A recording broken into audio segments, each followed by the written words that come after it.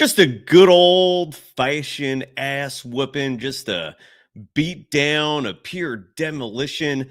It was exactly what the doctor ordered if you're a Warriors fan.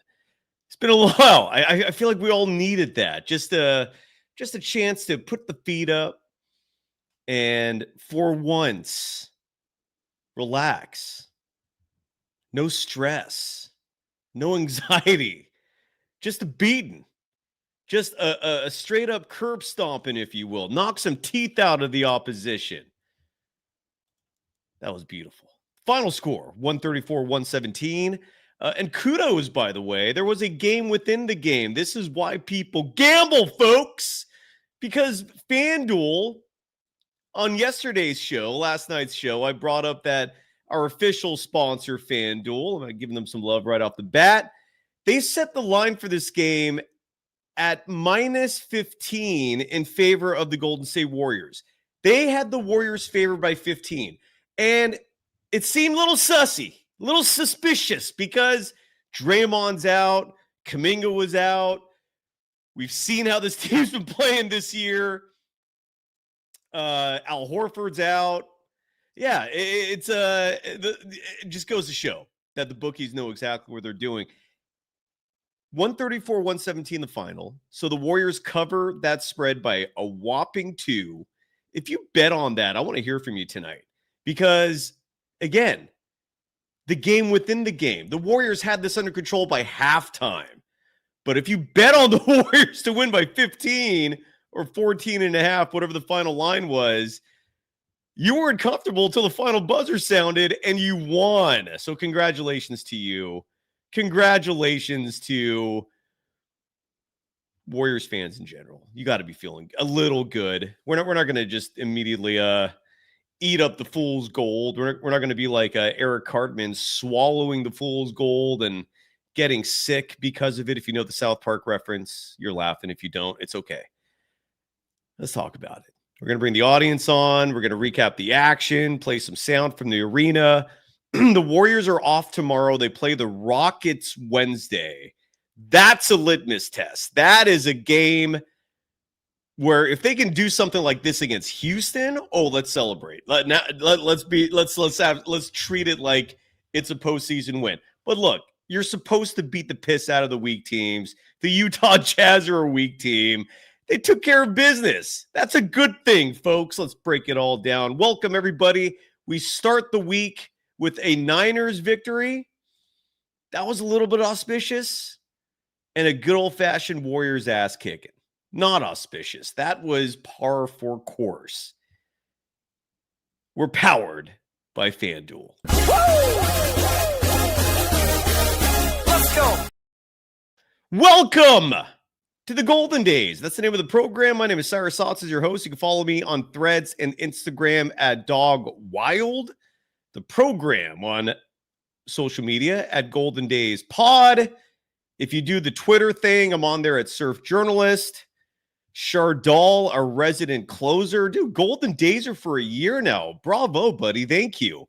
Joining us from Mendocino County, one of the most beautiful places in the world. Never mind just California. If you've never explored Mendo, free advertising for their tourism board here. It is a gem of a spot. I don't know if Shardal is going to join us tonight, but regardless, Shardal, great to hear from you. And thanks everybody for joining us. Again, we come to you live on a Monday night. Hopefully this timed out if you're a Niners fan as well, where you exhausted your thirst for Niners coverage, and now you join us for the Warriors. This was a perfect 2-0 night for Bay Area sports to start the week. You got to love that stuff.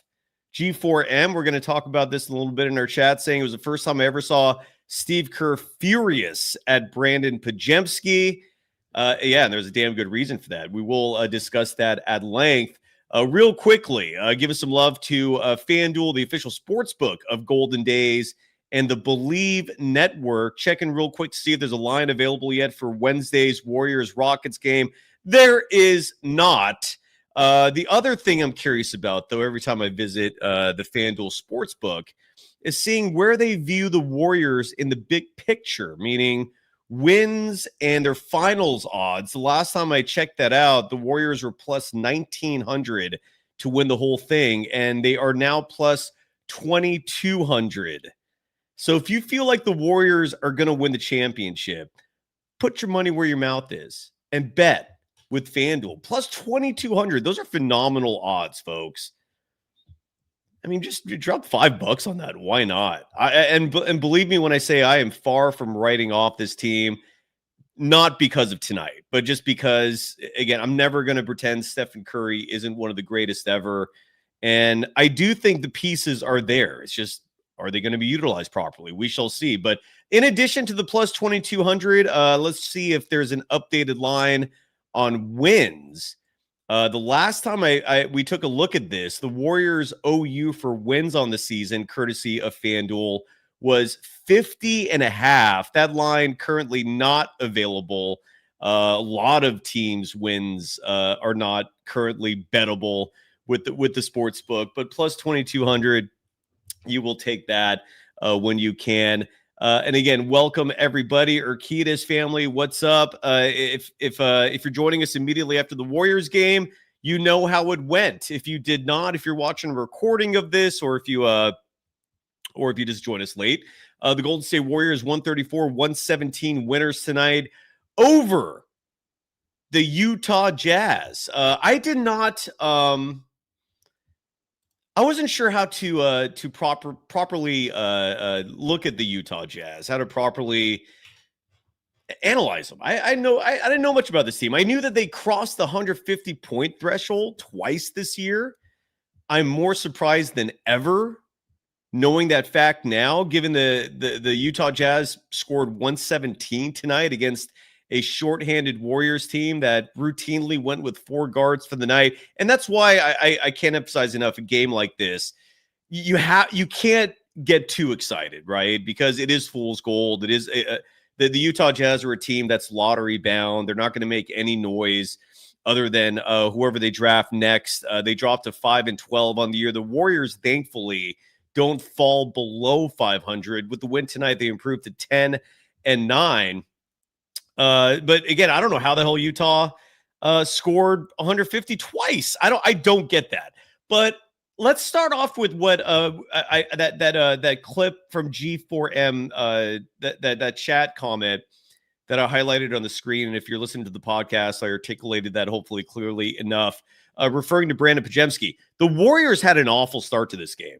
If you watch the first quarter, especially the first half of the first quarter, and then tuned out thinking, oh my God, I don't have the energy for this. I'm not in the mood for another night where it's going to be close and we're going to have to deal with, rotational decisions that drive me crazy. And we're going to have to watch Steph just age before our eyes again.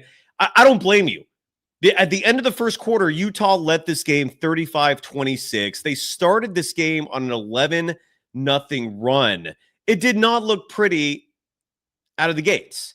GP2 started for the first time all season. This represented the 8th different starting lineup for the Golden State Warriors this year. But for once, not Steve Kerr's fault. It was almost entirely because of injury. The Will Richard being subbed out of the starting lineup aspect of it, that was a Kerr decision. But in terms of Draymond Green being injured and Jimmy Butler sliding to the 4, I don't know what else Kerr could have done. Maybe there was something else he could have done. I don't know. But nonetheless, not a good start for the game. And what I personally thought was the kryptonite for the Golden State Warriors that led to Kerr making a decision to start the second quarter, a decision that flipped the game and made the difference, was it was a Utah Jazz offensive possession that resulted in a wide open 3-pointer. I think it was for Keontae George, who side note is already a fantastic basketball player, and he's going to be, I think, a great NBA player for many years to come. But again, Guy Santos was in the game early, and he was in a lineup that had both Podziemski and Buddy Hield in the backcourt. And those two together do not represent any form of positive as an NBA defense, at least as an NBA defensive backcourt. And they got eaten up. And again, I think it was Keontae George who hit that wide open three. And Steve Kerr calls a timeout. He's super angry. And, we've seen him do that before, right? But to start the second quarter, Steve Kerr actually took action. And he benched Podziemski for all of the second quarter. Brandon Podziemski did not play a second of quarter two.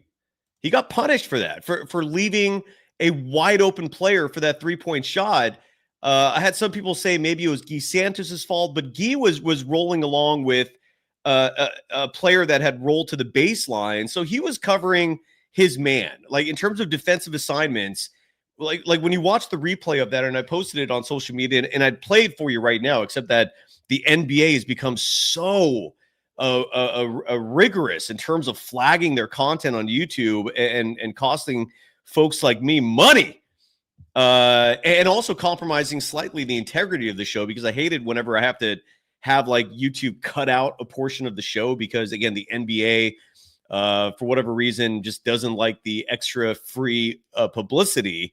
So I can't show you that highlight, but it's on social media. I posted it on my Threads account, and I think also my Twitter account. It was a colossal defensive lapse. And so the second quarter starts with Pat Spencer in the background and Will Richard also in the background. Will Richard did not start this game. Will Richard played all of 47 seconds in that disastrous opening quarter that, again, saw the Warriors give up 35 first quarter points. But the adjustment made the difference in this game. And again, it's not to take away from Trayce Jackson-Davis, who played solid in that second quarter. Stephen Curry was Steph, and we're going to give him his flowers in just a second, as tonight's FanDuel player of the game, because he easily deserved it. But Will Richard, I don't know if statistically he had a monstrous game. I'm looking at the box score now. He played 21 minutes, 42 seconds. And Will Richard seems like the type of player that usually I use the adage, great things happen when Kuminga plays. Damn good things happen when Will Richard plays. Damn good things. I hope he consistently gets more minutes. I really wish he was already more trusted in the Steve Kerr pecking order than Buddy, than Podziemski, than just about anybody. Not named. I mean, I don't know if I put him ahead of Moses Moody, who after a slow start tonight did finish with a solid game himself. But Will Richard played 21 minutes, 42 seconds. He did shoot 50% from beyond the arc. So 2 of 4 from deep. Finished the game with 9 points, 1 assist, 6 rebounds. That was impressive. Bravo, sir. And in terms of individual net rating, he led the team with a plus 29. Will Richard, have yourself a night. Folks, give this man a round of applause. I mean, a plus 29. And so while Will Richard will not be the player of the game, but Will Richard did have himself an evening. And again, sometimes with net rating, you can figure out which lineups really stepped up. And in that second quarter, where the Warriors pulled away, Jimmy Butler finishes this game with a plus 19, and he was part of that run. Quentin Post, him and Trayce Jackson-Davis were both in that second quarter. How many minutes did Post play in quarter two? Well, let me look that up real fast. So Quentin Post in quarter two. Oh, he played 7 minutes in quarter two. Okay, so he was a fundamental part of that run that made a huge difference in this game. I kept thinking Trayce Jackson-Davis was a massive part of that, and he was a significant a player in terms of minutes in quarter two. He played 5 minutes in a second, but when you look at the net rating leaders for the Warriors tonight, Jimmy Butler plus 19, Quentin Post plus 27, Moses Moody plus 20. Pat Spencer with a plus 12. Pat Spencer in that second quarter, by the way, was a plus 18.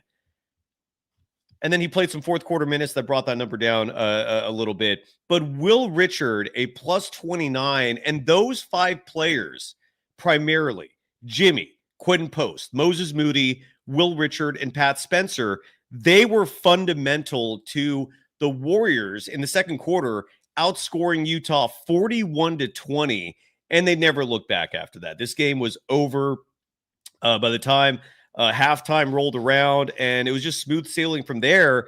And it allowed Stephen Curry to be Stephen Curry. I also need to give GP2 his flowers. He actually had a damn good game tonight. If in fact, like, he was actually, the Warriors, after falling behind 11-0 to start this game, came back, took a lead. This was partly because of Steph and GP2 playing great minutes. And then, of course, Steve Kerr pulls GP2. And when Buddy Hield and Podziemski came in, it all started to fall apart. But GP2 had this was a good night for him. I absolutely will sing his praises. Before I shift gears to Stephen Curry, GP2 tonight, 9 points, 6 rebounds, maybe the most impressive stat, 8 assists. And I think he had 3 of those in the first quarter alone, which I can confirm right now. 3 of his 8 assists in the first quarter.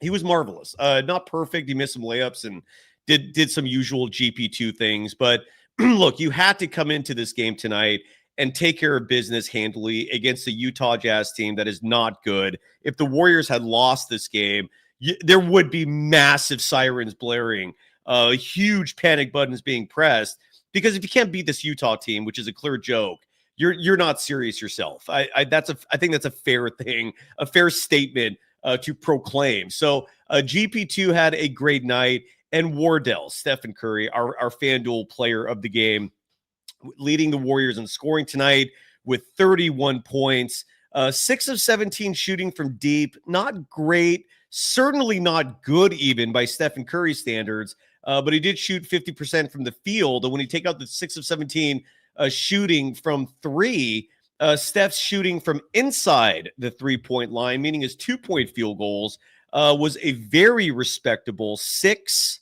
of 7. So he only missed 1 shot from inside the 3-point line.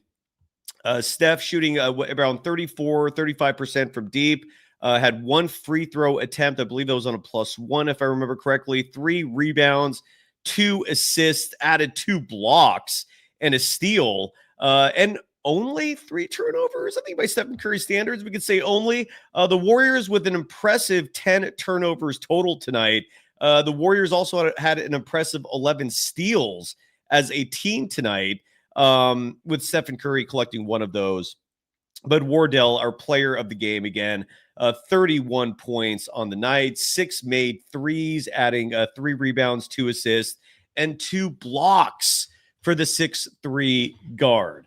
Speaking of Steph, we still have no idea what's going on with Seth Curry, his brother, a player who they didn't need him tonight, but there's going to be games coming up soon where his value, I think, is still high. I guess the Warriors brass don't agree with that. I've been going on social media as a call to arms, if you will, for the Tier 1 media folks, in case you don't know what I'm talking about. With Tier 1, the NBA installed a classification system, a tier system, if you will. Like Larry Kruger and I call it a class system, where if you're not Tier 1, you don't have locker room access.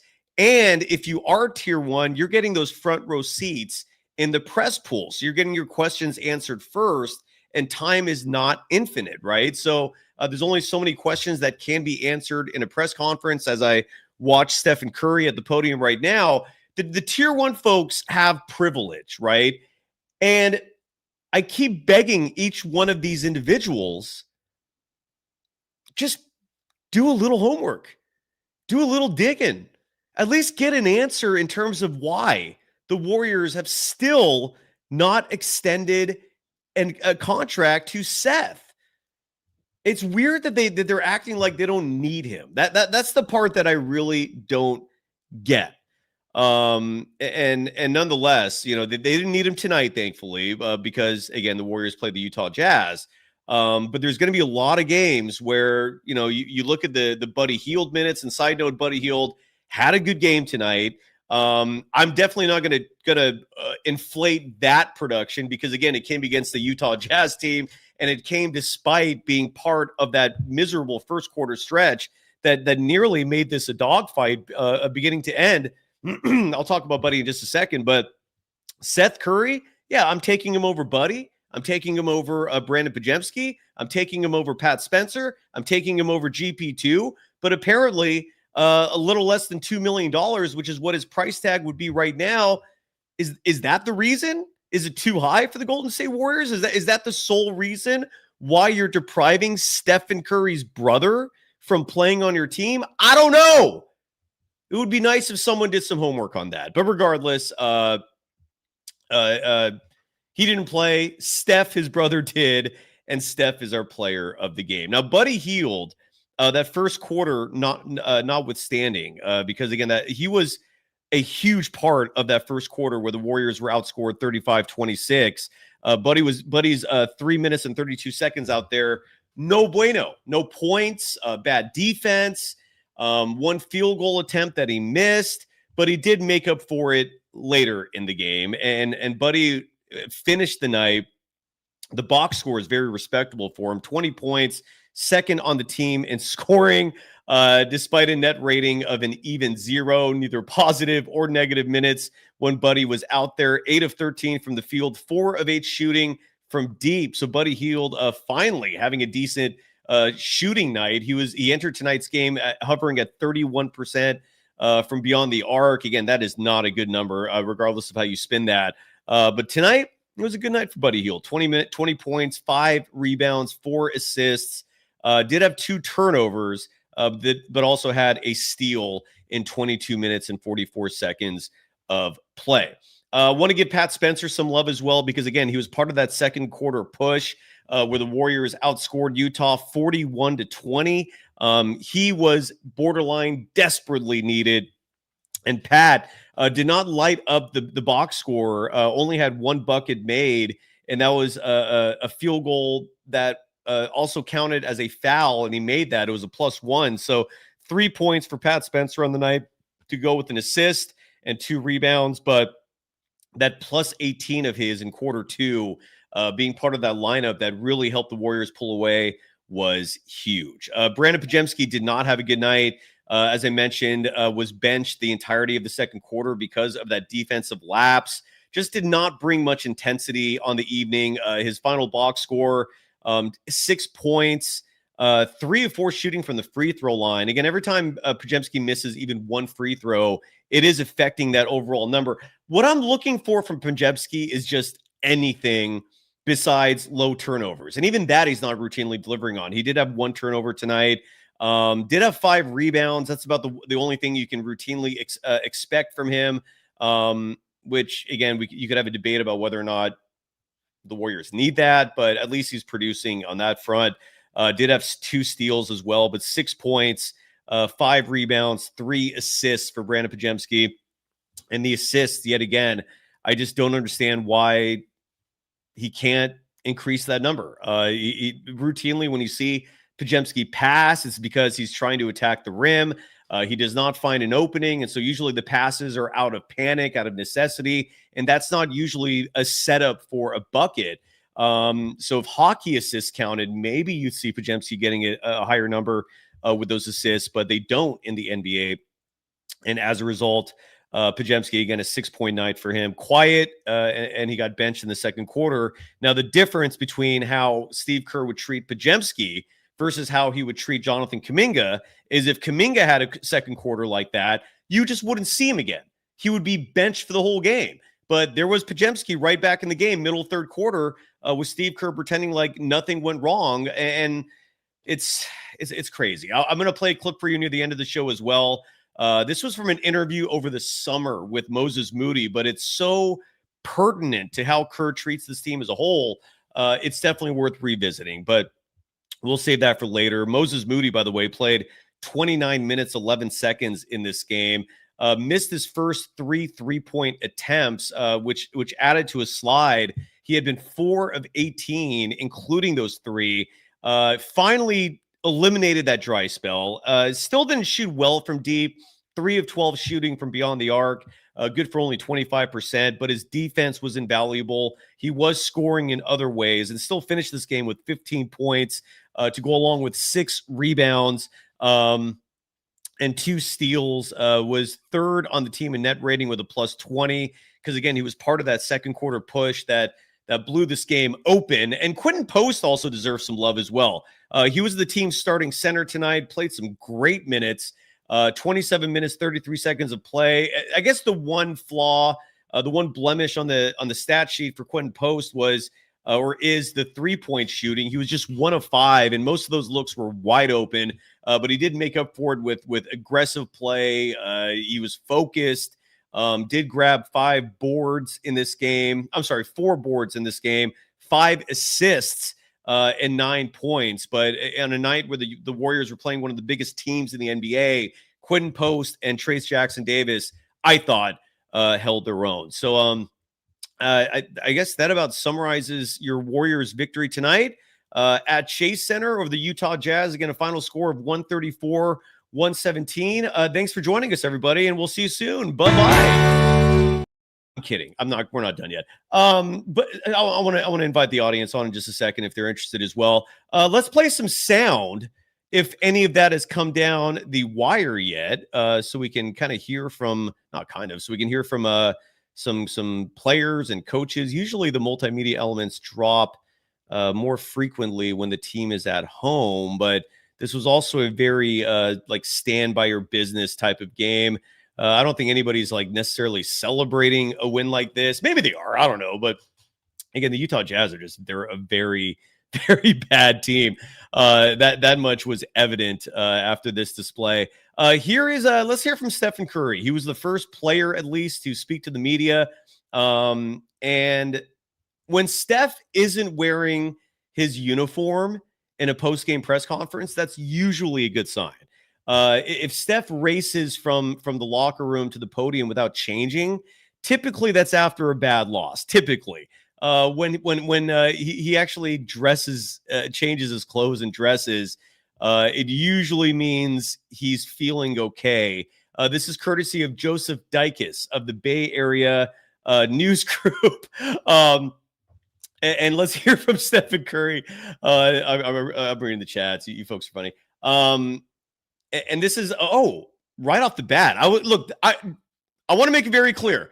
I was not trying to make this night about Kuminga. All right, but somebody asked Steph about Kuminga, and again, this is courtesy of Joseph Dikis.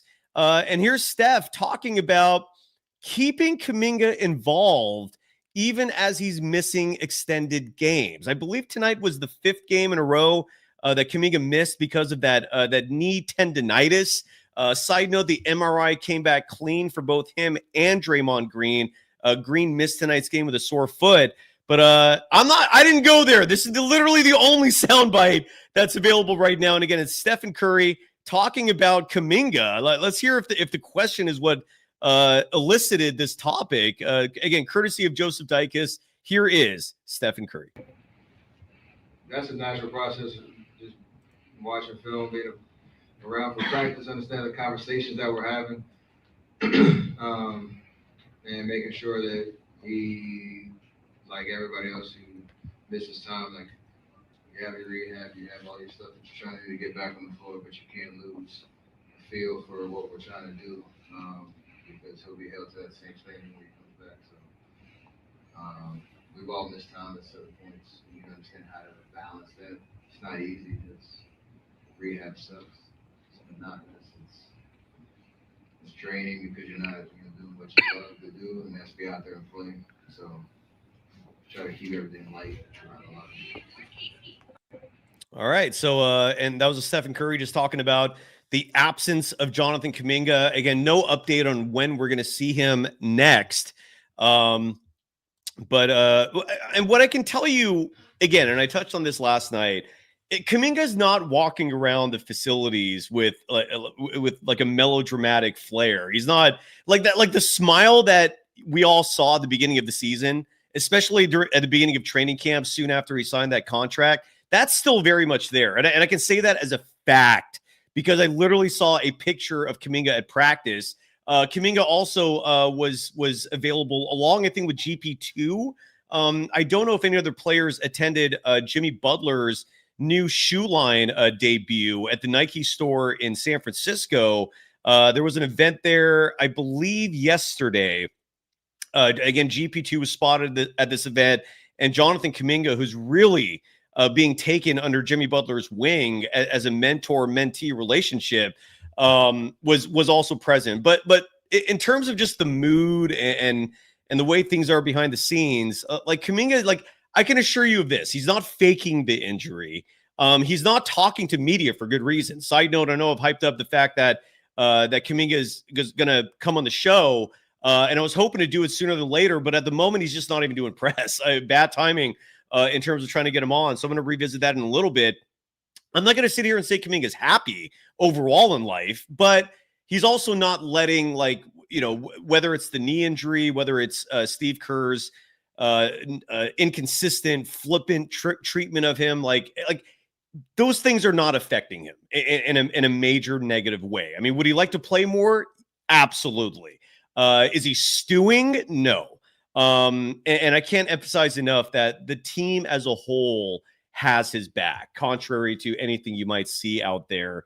The drum committee money in the chat saying these narratives are getting insane. And again, I'm here to clarify any of that to the best that I can do for the audience. Now, Kurt Porter in the chat is saying, would you trade for Arvydas Sabonis? Hell to the no.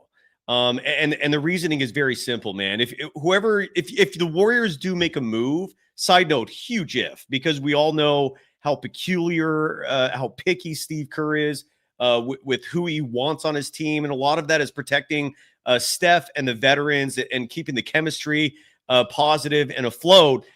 Besides all that, Steve Kerr also likes speed. Arvydas Sabonis, or not Arvydas, that's his dad, Domantas Sabonis, is a slow-footed player. He's a defensive liability. I mean, are you really? Look, I was about to say, is it really that much worse with Quentin Post? But that's actually that would be very unfair to Sabonis. I mean, Sabonis is an all-star. Quentin Post, who knows what his ceiling is? But my point is, the cost of Sabonis is very high, and to give up the house for him, I don't think it's going to happen. And Desario, who's been MIA for a while, where have you been, buddy? Saying January 15th can come sooner. And this is a message I'm going to tell a lot of you folks out there who are expecting some sort of huge trade to take place in a little less than 2 months. Don't keep your hopes high for that. And there's two huge reasons. One is everyone who's looking forward to January 15th, I'm guessing, is doing so under the guise of Kuminga being traded away because all these folks don't like him, right? Because he's not a favorite of Steve Kerr's, and we know the thinking of that group of the fan base. But there's two massive questions to be answered here when it comes to trading Kuminga or trading anyone on that note. One is for who, and two is, are the assets you're trading for going to be able to keep things interesting, entertaining, and keep the team relevant if Steph goes down? You have to plot and prepare for that. And so a popular name out there, for example, in a trade discussion is Trey Murphy of the New Orleans Pelicans, right? Pelicans are a garbage team. The Warriors are going to be hosting them, I believe, this Saturday at Chase Center. And his name's been mentioned in a lot of trade innuendo. Well, the Warriors would not be the only team interested in him. There are a lot of other teams who would love to have Trey Murphy on their roster. And so then the question becomes, is Kuminga enough for him? What else are they asking for? And then there's also this variable. Is Trey Murphy a playmaker? Can Trey Murphy carry your team if Steph goes down? Or at a bare minimum, can he be the focus of your team offensively? I don't know.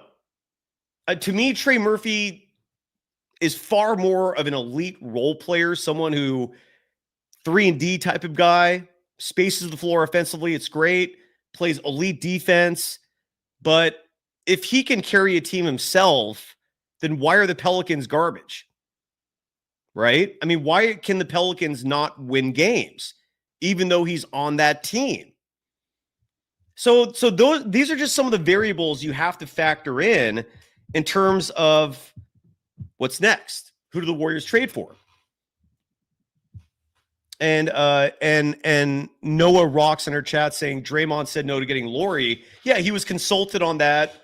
What we don't know still is what the package would have been. Like, what were the Utah Jazz asking for?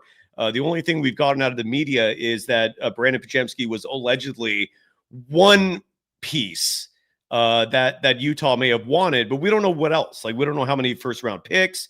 We don't know if it was Podziemski and Kuminga. Like, there's so much information lacking there that in terms of Draymond saying no to that idea. We also saw Lauri Markkanen tonight. I mean, what the hell did he do? Lauri Markkanen, who's 7 feet 7'1", whatever his height is, it's either 7'0" or 7 feet 1 inch.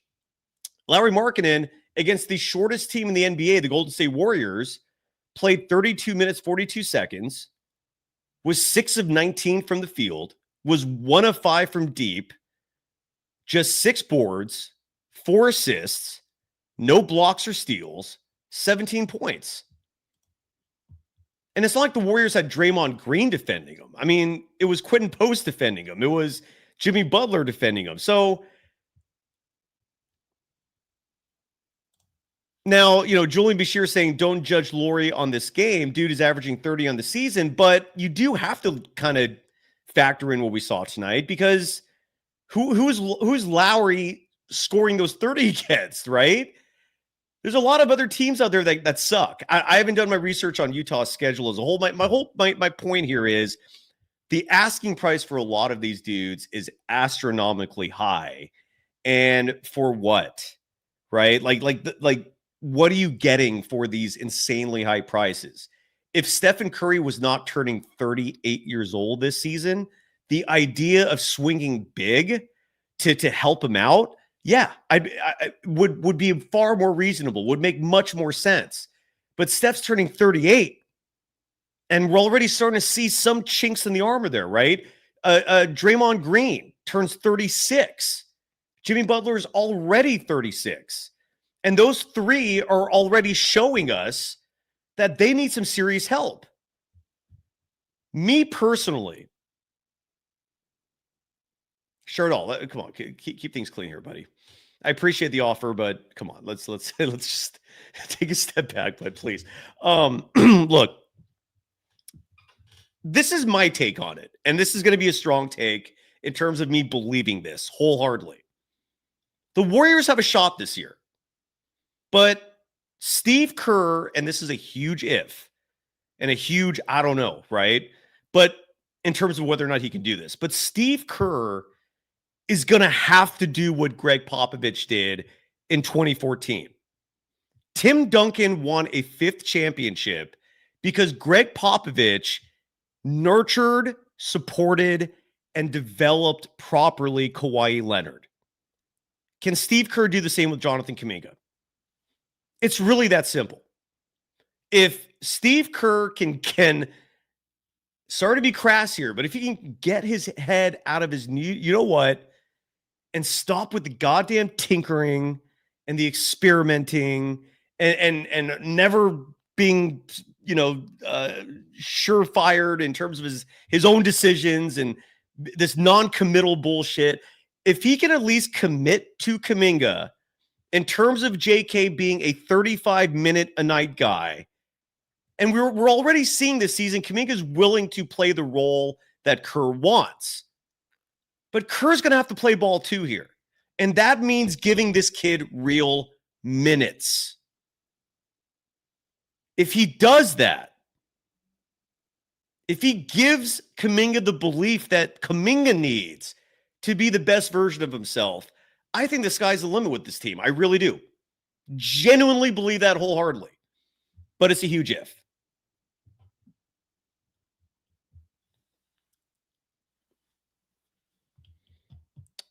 And again, the intent was not to talk about JK, But somehow that came up in the press conference with Stephen Curry, and Steph brings up the misery of rehab. Yeah, rehab sucks.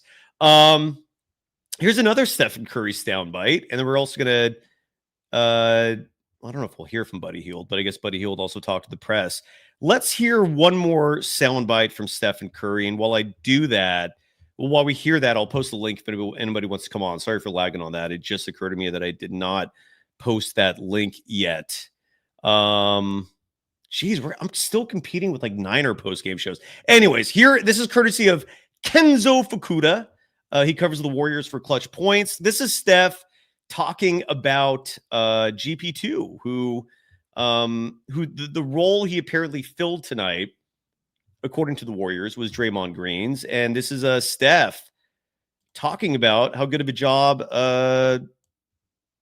GP2 did. Again, I thought GP2 was fantastic tonight. Awesome. Here's Steph, who's also awesome. I think he was able to sort of recreate a lot of the facilitating stuff that Draymond's really good at.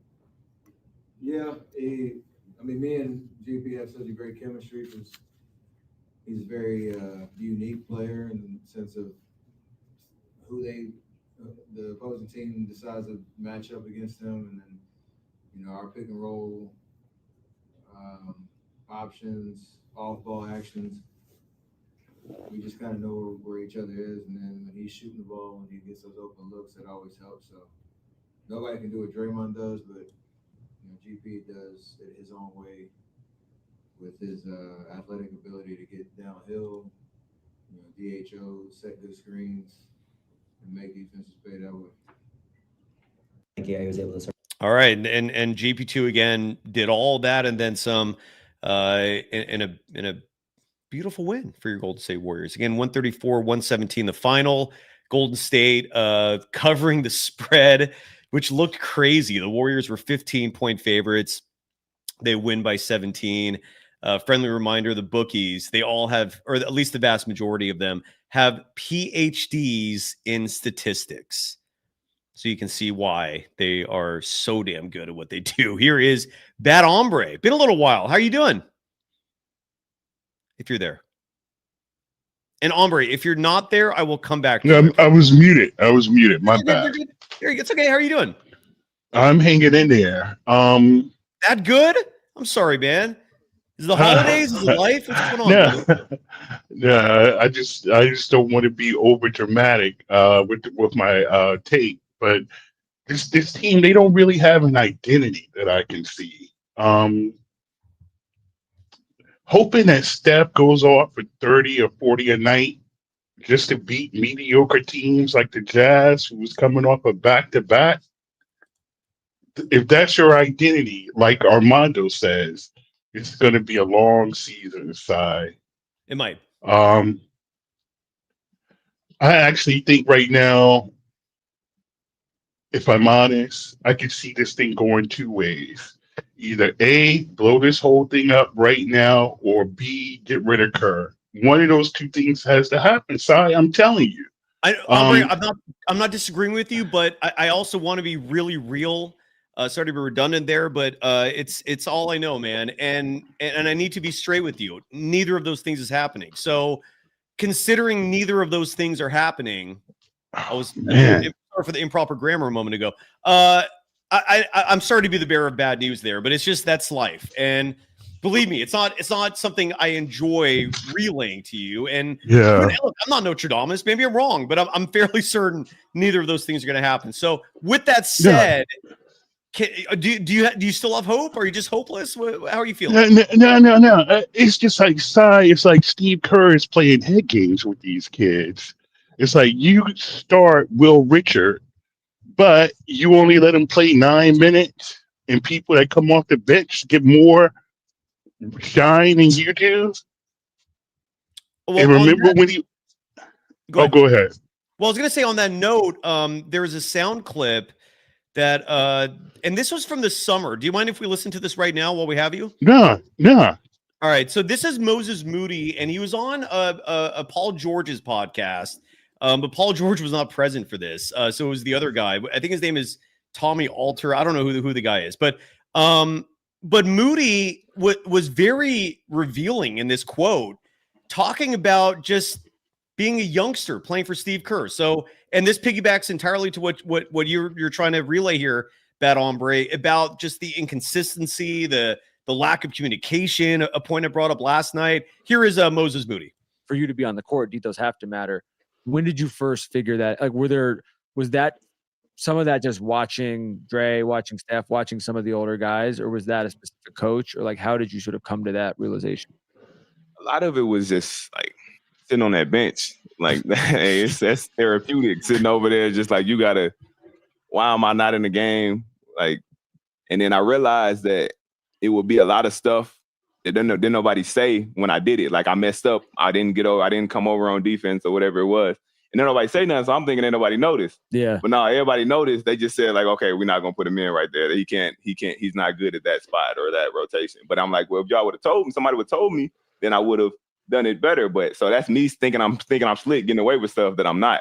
So I think that realization was like, okay, I need to figure everything out.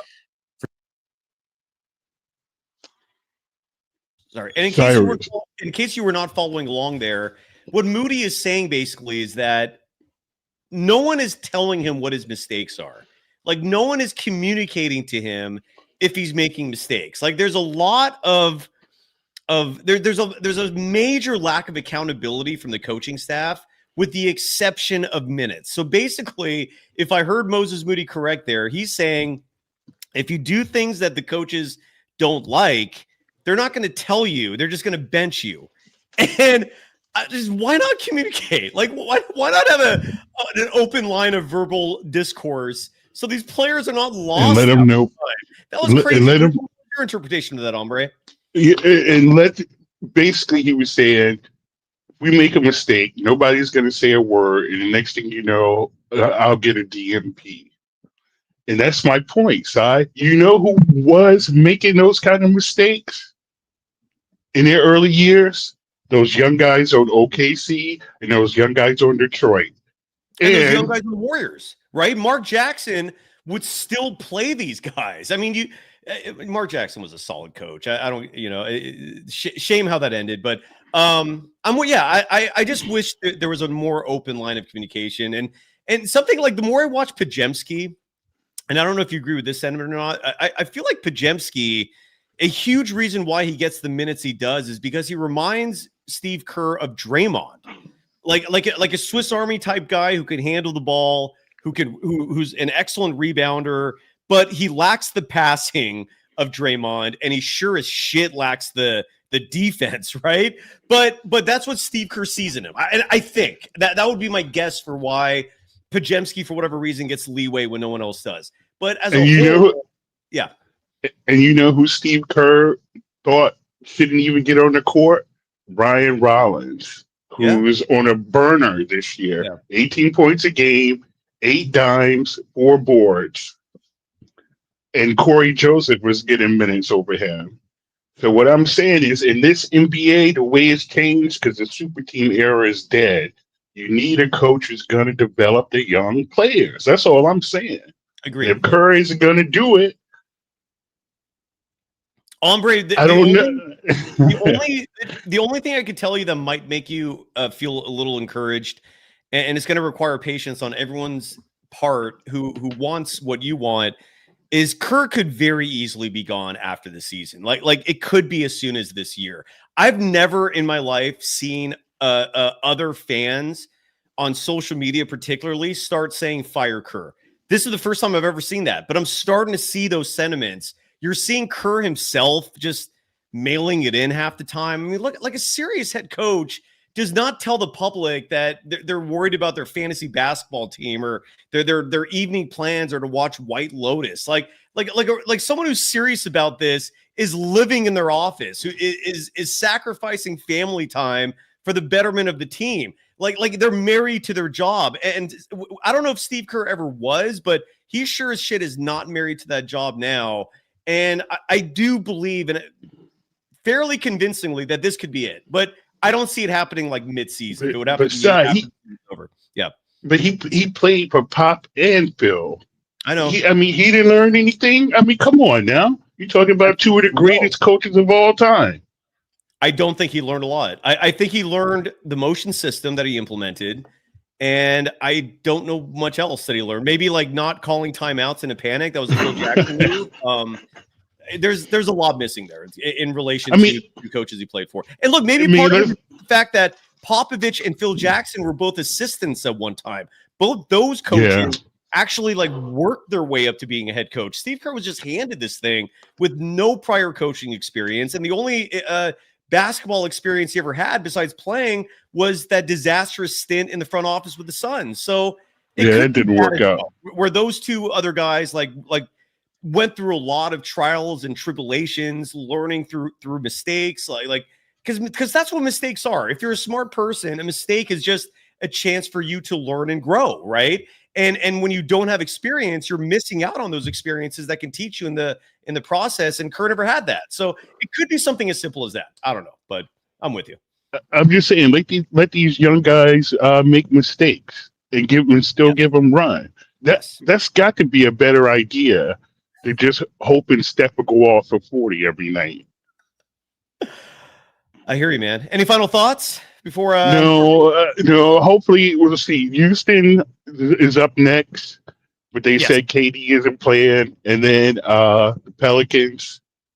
What's the deal? Do you know, Ombre? Can you enlighten myself and the audience on why KD's not playing Wednesday? Because I saw that too, but I didn't look up the reasoning behind it. Is he hurt? Is he missing games now? Somebody I saw it in the chat, in the YouTube chat. Okay. So I don't know the reason. I'll look it up real fast. It's not they could get both. They could get both of those games. But the thing is, with the Rockets, again, same formula. They just develop their young guys. Yeah, multiple. So we'll see.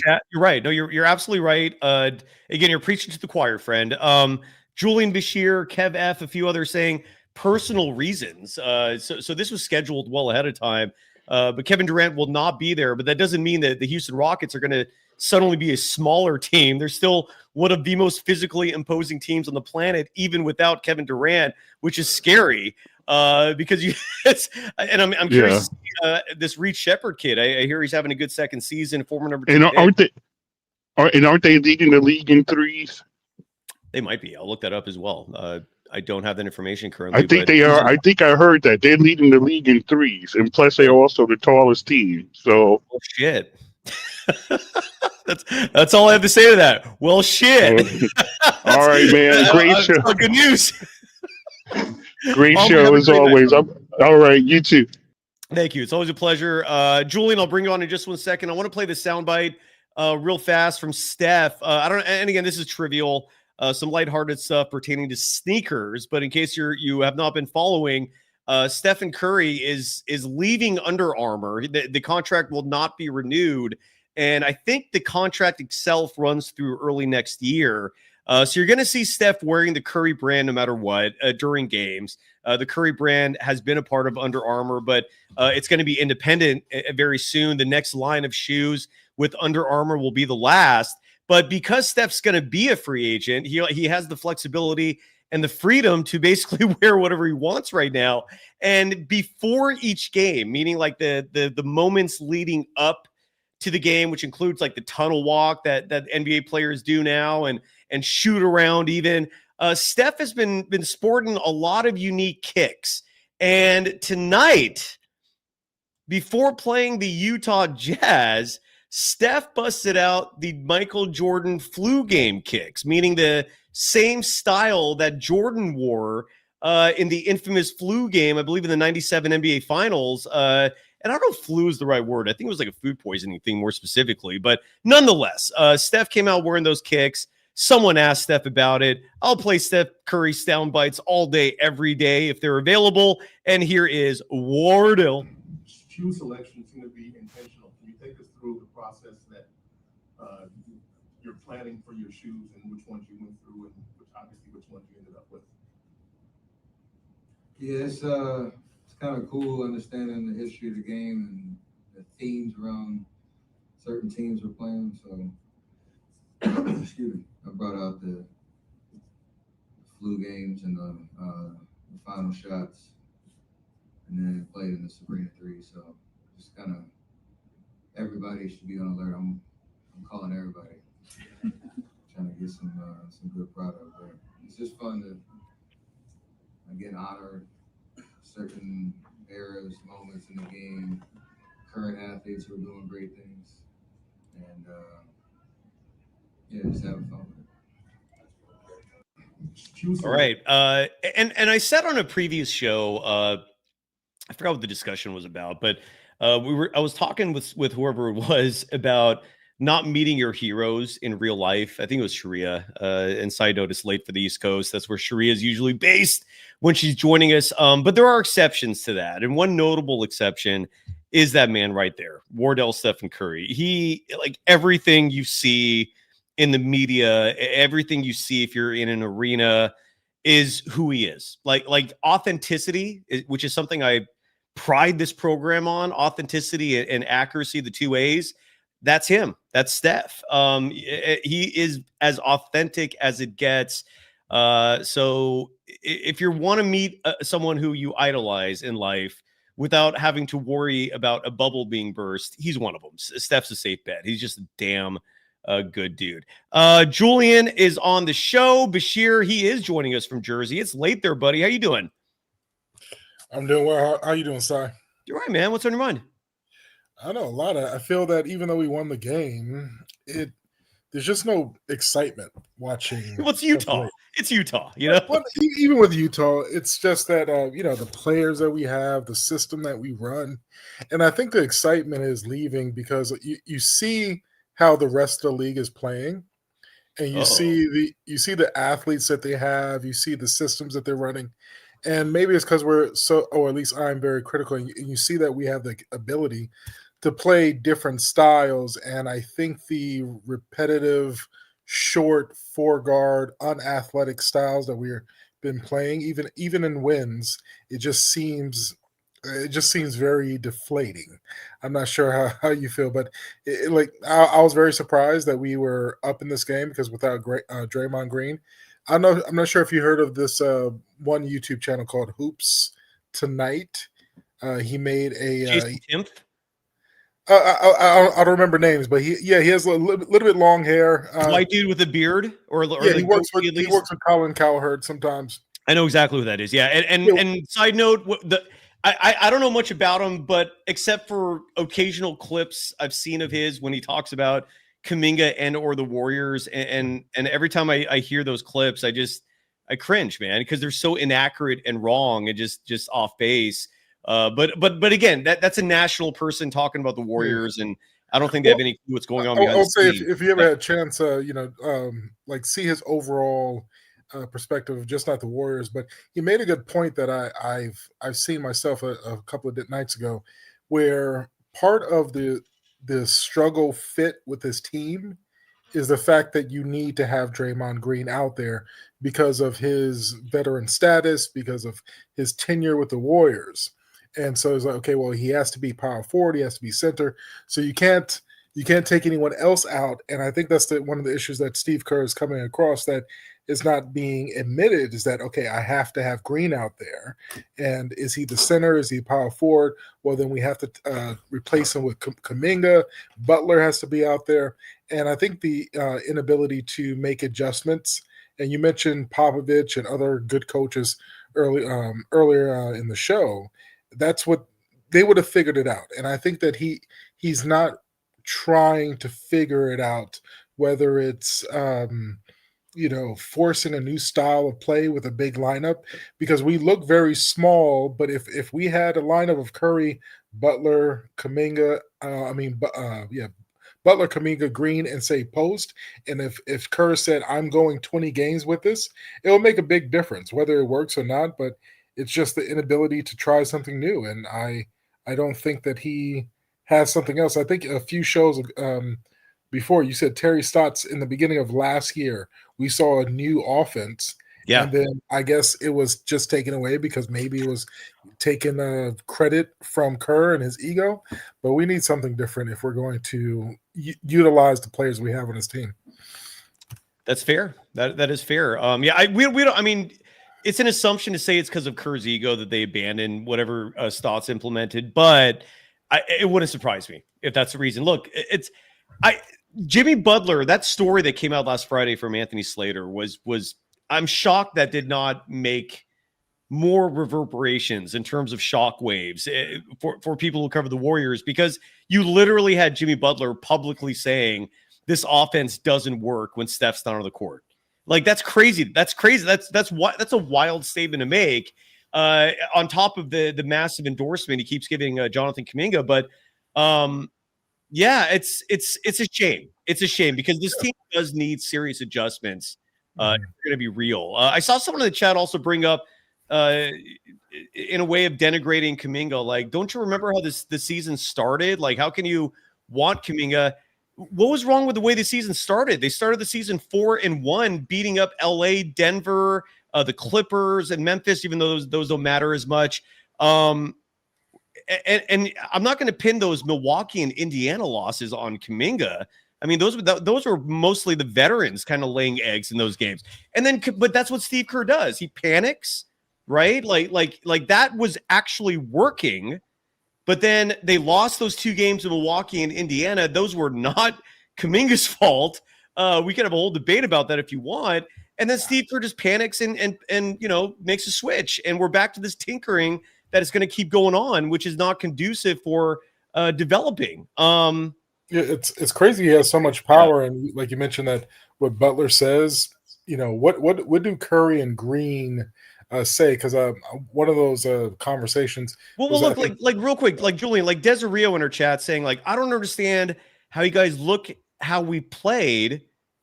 And again, they haven't had Kuminga in 5 games, and don't think we need to trade Kuminga and get some actual role players. And Desi, this is where, again, like, you get very stubborn, and just every point I give you to answer your question, you just don't want to hear it. But I'll say it anyways. And this is, I have the show, you don't, and so my word will be the final say. But it's not a final. It's not like I'm giving you an opinion that's going to shut you up. It's just, look, Steph's 38. He's going to be 38, and Steph, Jimmy, and Dre are showing you right in front of our eyes that they can no longer single-handedly carry a team to a title. If you believe that, then we have to strongly agree to disagree. Like, if you really believe that Steph, Jimmy, and Dre still have it in them to carry a team to a championship, if they just have a good supporting cast, you are delusional. You don't understand what's truly going on, because you're also not taking into account like next season, right? Like, are you just going to ignore the fact that in 2026 there's going to be another season and you actually have to field the team? Like, you can't ignore those things. So if you trade Kuminga for, let's say, role players, and this thing continues to slide, what then? Now you have nothing. And that is not a position the Warriors want to find themselves in. So if you're going to trade Kuminga, it can't be for a bunch of role players who can't carry the slack when Steph is out. It has to be a player who can still deliver and make this team interesting, relevant, and at least competitive without Stephen Curry. And with Jonathan Kuminga, there's at least a hope of that, because the potential factor is uncertain. He has the tools. We just haven't seen it because he never plays. The minutes aren't there. He's still in year 5 is not averaging 30 minutes a game. And that's an entirely a Steve Kerr thing. But if you're going to trade Kuminga, it's got to be for someone who can be a torchbearer. Because if you're trading him for just role players, you're carrying a massive risk that this veteran core right before our eyes are fading into oblivion. And so now you're going to be left with a team that looks like the Kings, or a team that looks like the Wizards. Like, it's going to be an awful product, a garbage product. You're waving a white flag at that point. So that's what you have to factor. And again, Desi, Steph turns 38 this year. We're seeing before our eyes a regression. It's small, but it's there. So if you're going to just ignore that part of it, then you're ignoring a vitally huge part of it that ownership is not ignoring. And newsflash, ownership is the one making all the decisions. You have to factor their thinking into this. Ownership likes Kuminga. ownership thinks Kuminga can actually keep this team relevant if Steph goes down. And if you're going to trade Kuminga, you better trade him. Again, there's some names out there, like Denny Avdia would be amazing, but I also don't think Portland would give him up. But it would have to be someone who you can at least like rely on to fill the seats and keep the fans interested, keep the lights on. And so for just a role player, that's not going to fly. That's just not going to fly. And if I'm still not making sense to you, I don't know what else to tell you, man. Julian, any final thoughts from you, brother?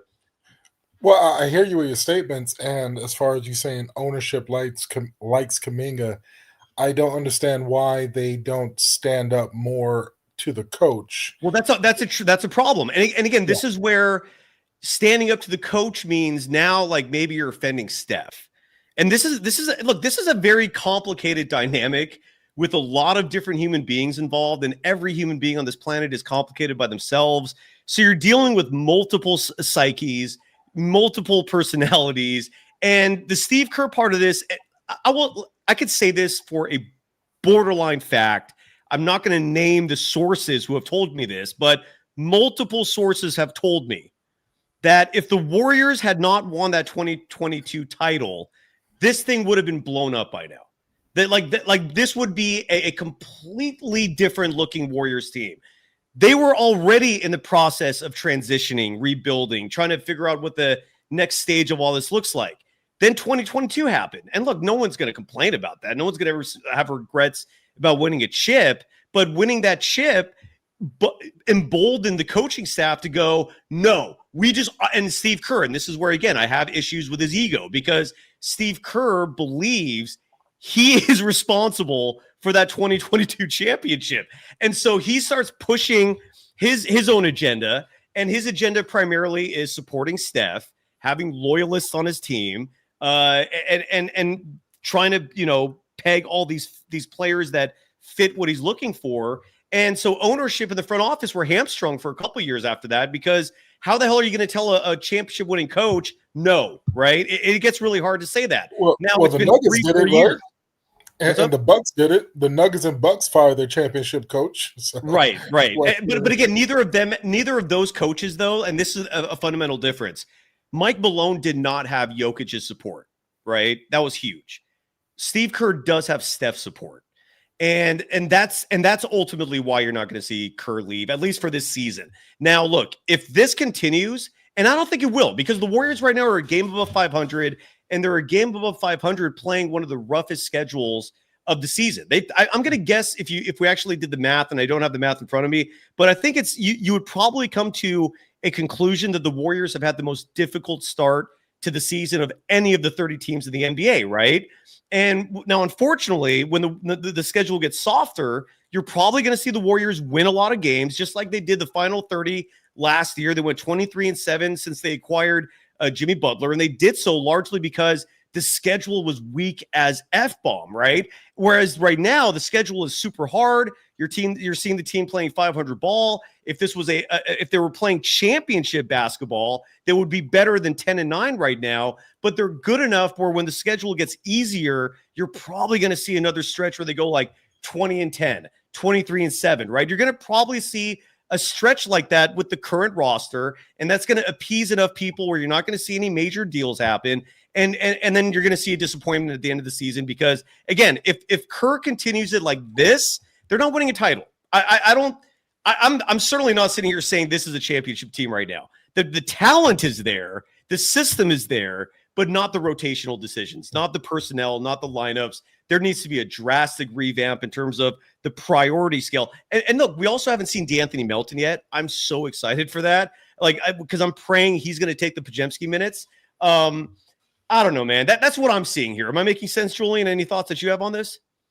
No, it makes perfect sense. I just, I think I just lost all kind of like faith in making adjustments that are needed to be successful. And I see that, for example, you know me, I am a Kuminga pusher, from day one, but at this point, I wouldn't be surprised if like the Warriors traded him for someone such as Michael Porter Jr. just because he fits Steve Kerr's system better. And as far as I'm not worried about that. I safely am comfortable enough to give you pretty genuine answers that I think will be accurate on names. For the most part. I mean, there's some names I have no clue, but I can say this with confidence. Julian, Michael Porter Jr. will not be with the Golden State Warriors. Like, and it's not the skill set. It's not who he is as a player. It's who he is as a person. The Warriors care about that stuff. Like a guy who has to be lectured and warned about like social media content. Like that's the Warriors do care about character, right? And that's, I don't think Michael Porter Jr. is going to be a Warrior. I feel safe saying that.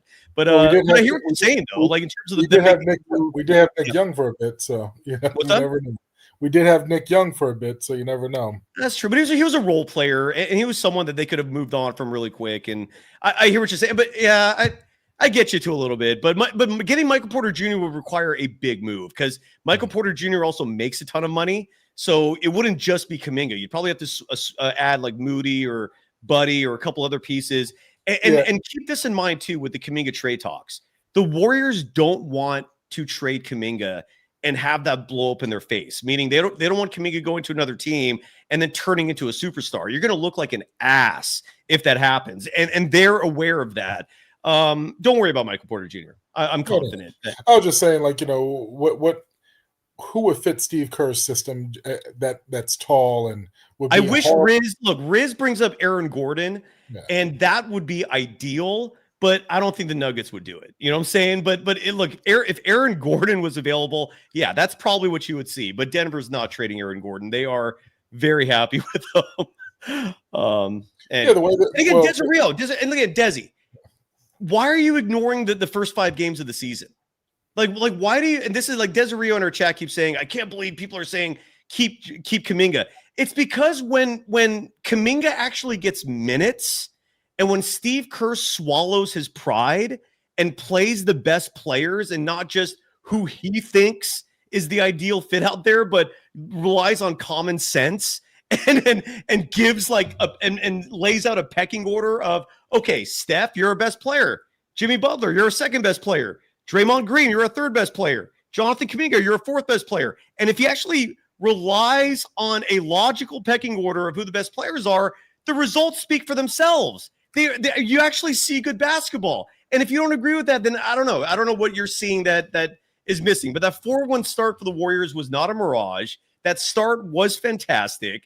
And the primary reason was because 4 of the 5 players in that court were Steph, Jimmy, Dre, Kuminga, and whoever the 5th dude was, whether it's Moses Moody, whether it's DeAnthony Melton when he comes back. Side note, a lineup of Steph, DeAnthony Melton, Kuminga, Butler, Dre, I don't hate that.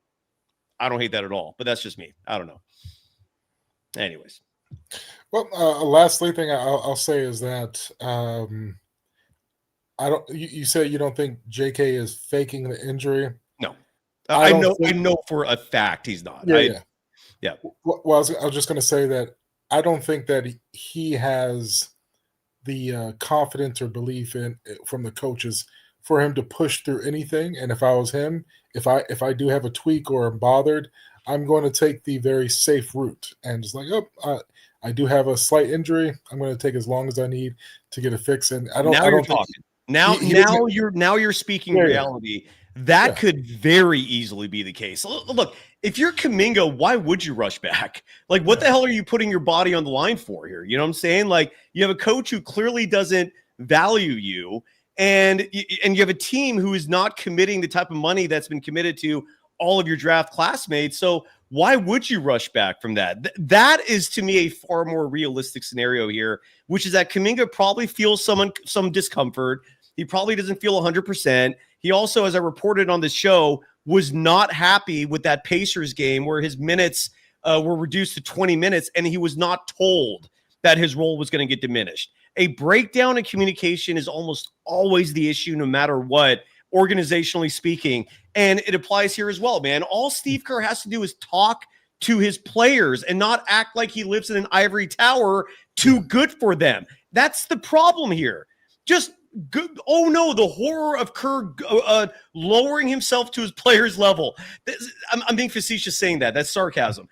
Just talk to your guys, man. Why don't you invite them over for dinner? Why don't you socialize with them? Like, relationships are important, but I don't see Kerr ever fostering that, building that. The results would be amazing. Greg Popovich tried with Kawhi. It failed in the end, but he at least tried, and they did win a championship together. I just want Kerr to try, man. I don't see the effort at all. Like that communication, the communication narrative is getting ridiculous. I didn't know it was that bad. Yeah. That you played the clip of Moody. He's like, "Oh, I did something," and they wouldn't say anything. And I'm in IT project management, and the biggest thing is communication over email. CC everybody. Make sure everyone's involved who are missing. Yeah. And projects fail. So it's like a team, it fails if you don't have communication. So that narrative is really disturbing and bothersome, because these are supposed to be professional, $18 million coach. And for him to say, "Oh yeah, I was at practice. I didn't talk to the player, so I'm not really know what's going on with him." What do you mean you didn't talk to the player? There's only 15 guys. Like, who are you talking to? You're just sitting there in your jumpsuit with your arms crossed. And I've seen the Warriors practices. I think they probably have the least intense practices out of anyone in the league. How did you see a Warriors practice, Julian? What do you when you see like the film and them going up and down and running their sets, I don't see any rigor. You're saying it's not a rigorous practice? Yeah, it's just mostly drills of X's and O's. I grew up a Kobe fan. I watched Kobe practices, and those were intense. Like people would get in it. They would break their hands. They would fall on the floor. He would say, "Get the fuck up, motherfucker." And you don't see that from Warriors practices. It's just like, oh, run around, do circles, do your cuts, break a sweat. Okay, guys, great day. There's no intensity. And I also think that's why Steve Kerr doesn't have real hierarchy and rotations, because if you ask these players, okay, show me who's the best in practice, and if you let them dominate, then when you get to the floor, you're going to say, well, this person proved himself in practice to be better than so-and-so. But if you're just doing X, Y, and Z, X's and O's, and then just going based off gut, you're not letting these players act like dogs and say, okay, show me who's the best player on the floor. Just like what Butler did in Minnesota and a few other places. I know he had a good practice for the Warriors, but it's mostly just to get that intensity up. But you have to have practices that show who is the alpha in the room, and I don't think Warriors practices have that. And I wish Anna Angelo in our chat was exaggerating saying this, but this is again the source of my frustration with this man. Anna writes, Kerr literally thinks his system is responsible for the 4 rings. You're right. He does. That's the root of my frustration with the man. He has a Bill Belichick style ego where he thinks like it's him that created this culture and is responsible for all the greatness. He really does think that way, dude. That is my issue with him. I've nothing. Yeah. Anyways, Julian, have a great night. You were fantastic. I want to get to our final 2. Anything you want to add before we go? Sorry. No, I said enough. If you have other people to get to, you have a great night. You too, brother. Julian, always bringing the fire. Great takes. Certainly entertaining. Aim assist with that incredible voice and a LaMelo Ball picture. What's that all about? How you doing? Yo. I do want to say this, bro. First of all, y'all asking for trades about players y'all don't know about. Trey Murphy is a terrible defender. He plays 0 defense. He is a cone. I watch Pelicans games. I do not want him on the team. The only thing he does better than Kuminga is shoot. That's it. That's literally it. And it's a Nothing corner else. 3 primarily, right? That's his spot. Yeah, he's all right. He chucks up a lot, but I mean that's really all he does better than Kuminga. He does nothing else better. Well, and Aim, I have to bring this up again. A friendly reminder for those who think Kuminga can't shoot. When he plays 30 minutes or more, he shoots 41% from deep. Just play the kid. Some players like for example, Cade Cunningham had a game like 2 weeks ago where I think he put up like 45 field goal attempts and missed nearly 30 of them, right? But he had a triple-double, and the fourth quarter, he lit it up, and he led his team to victory. And the reason why I bring that up is because just because a player is struggling, even the first 3 quarters of a game, true talent will show up, and some players need a full 4 quarters to present a complete body of work. Not every player is designed to just get in and out, right? And Kuminga, like, again, he's not a role player. I don't get the logic behind trying to fit him into a specific role when he's so much better just being himself. It's wild, man. And he get 41% when he gets 30 minutes. And they have an above 500 record. The net rating's good for people who actually care about that stuff. It's wild to me, man. But look, Trey Murphy's a bad idea. Okay, I'm listening. Yo. And then I don't know about this, bro. But I think you've been sleeping on the Jazz side. I think you've been sleeping. Like, they actually been giving teams some problems, though. I can't lie. I saw that, but I also saw tonight's game. They look like shit. I mean, what do they do in these other games that I missed tonight? I mean, to be fair, it was like 3 games, third game out of 4 days. So, but I don't know, bro. For the Jazz, so they're tired. Yeah, maybe. Okay. Their offense is insane, and remember, Laurie didn't go off tonight. Like, he did not, bro. I wasn't sleeping on this game. I mean, I'm not. I'm not going to eat the fool's gold. All right, like, because tonight's win in a lot of ways is fool's gold. Like, you're not going to sit here and celebrate beating the Jazz. Like, it's an accomplishment. But look, I mean, you're also supposed to beat the shit out of the bad teams. Like if this game was close, I'd be negative tonight probably, because that's not a win. It's a win record-wise, but big picture for a team who's aspiring for greatness, you can't like be edging out victories over the Jazz. Dude, they took care of business. So I'm satisfied with that. Does that make sense? Like, you're supposed to blow up. Yeah. Oh, yeah, I agree. No, I agree for sure. But GP2 actually been playing good, though. I can't lie. He's actually been tonight. He was fantastic. Yeah, dude. Yeah, he's actually been good. Pods. Wait, side. Let me know if this is too simplistic of an opinion. Let me know what I'd love to know your opinion on my take here. I think a lot of the Warriors' problems we solved, the Podziemski's minutes just got cut in half. I really do. I think it's just that simple. Wow, as crazy as that may sound. I don't know. Like Will Richards should be eating up all of those minutes, like all of them. Like, Will Richards should be a 30-minute a night guy in his rookie season. I believe that. Am I crazy? No, because you got people like Con Knipple who's averaging 30 minutes doing amazing. So there's nothing wrong with playing a rookie 30-plus minutes. I don't get it. But I got a question, Si. Like, I don't know if this is true, but I heard that the Warriors won't start Kuminga for the rest of the year. Where'd you hear that from? Yeah, I don't know. That's what I heard. But Steve Kerr doesn't plan that far out. So I think wherever you heard that, it's just they're just spitting. Not facts, just spitting. Yeah, I haven't heard that. And again, would you like? Let me ask you this, Aim. Do you believe that Steve Kerr would plan that far out? No, because he's always changing it. Like, it's a different starting lineup every game, so it isn't. Nah, I wouldn't say that. It is different every time, but. Yeah, let me know where you heard that from. The source is always important. Like, if Anthony Slater said that, okay, I'd be fascinated. But if it's just some random dude on Twitter, I'm not. That's bullshit. Yeah, I agree. How long is Dre and JK out for? Well, Dre, I'm going to predict he's back Wednesday. Because he was questionable for this game. The MRI on his foot was clean. He's dealing with foot soreness, and it would not surprise me if they just played it safe and he plays Wednesday. The Kuminga thing, it's a mystery because he was expected in practice yesterday. His knee's still feeling sore. Rick Celebrini is communicating with Kuminga, even if Steve Kerr is not, and Celebrini signed off on it. If Celebrini went to Kerr and said, "I think this guy's full of shit," we'd be hearing the after effects of something like that. But his knee's bothering him, and it begs a whole bunch of other questions. Like, is it wise to keep playing him at the 4? I mean, is that playing a factor in like when he busted his ankle up last year and missed like 30 games? I mean, let's not forget that he was playing power forward. He was trying to fill the role that they want of him, but unfortunately, the guy is not a natural big. He's a wing.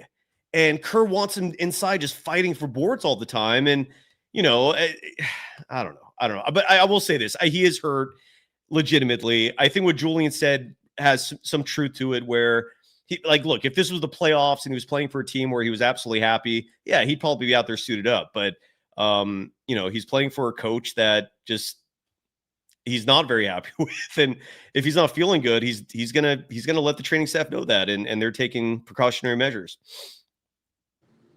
Yeah, I agree. But yeah, guys, get ready for Buddy Hield to return back to normal Wednesday, and get ready for Reed Shepard to absolutely fry Brandon Pojemski the whole entire game.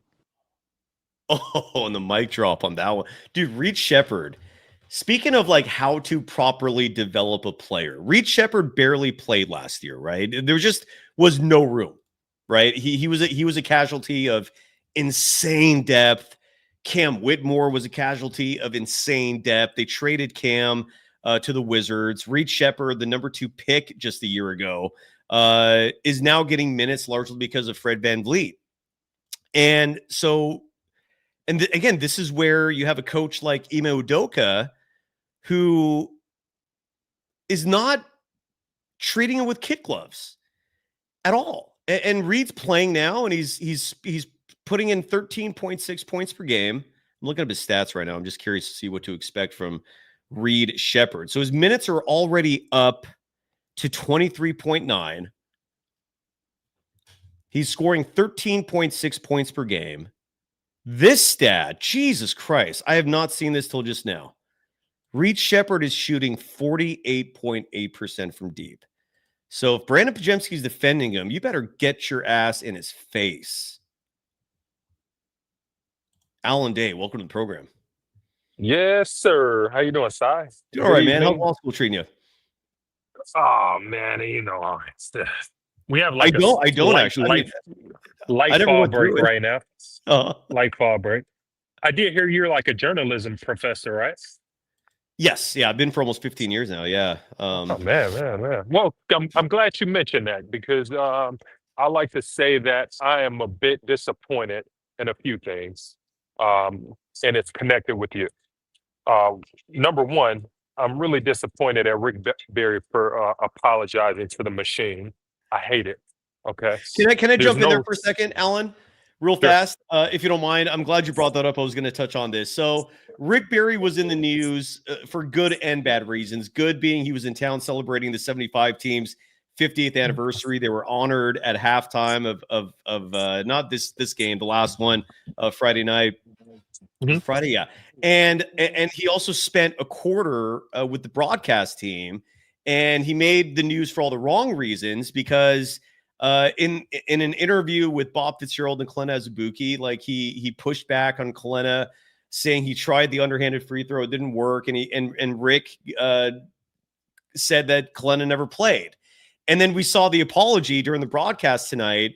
I immediately texted Rick just saying he was magnanimous, right? I thought it was a good gesture, even though I personally didn't think it was needed. But Rick was very steadfast in saying that he genuinely thought that it was Bob Fitzgerald who made that comment.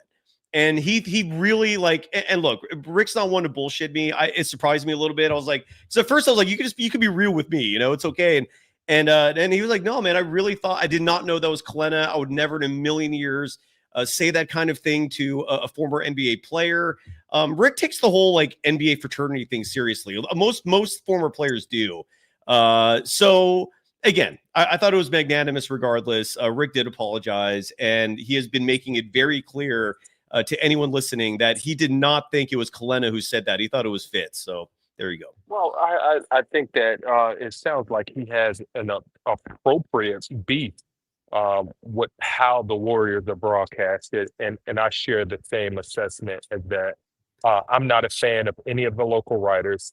I'm not a fan of the analysts of the game. I'm not a fan of the play-by-play of the game. I'm not a fan of any of it. It's just not quality, in my opinion, especially the local writers. And you know how I feel about Slater, who I absolutely despise. Why? I didn't know that actually. What's your reason? Yeah.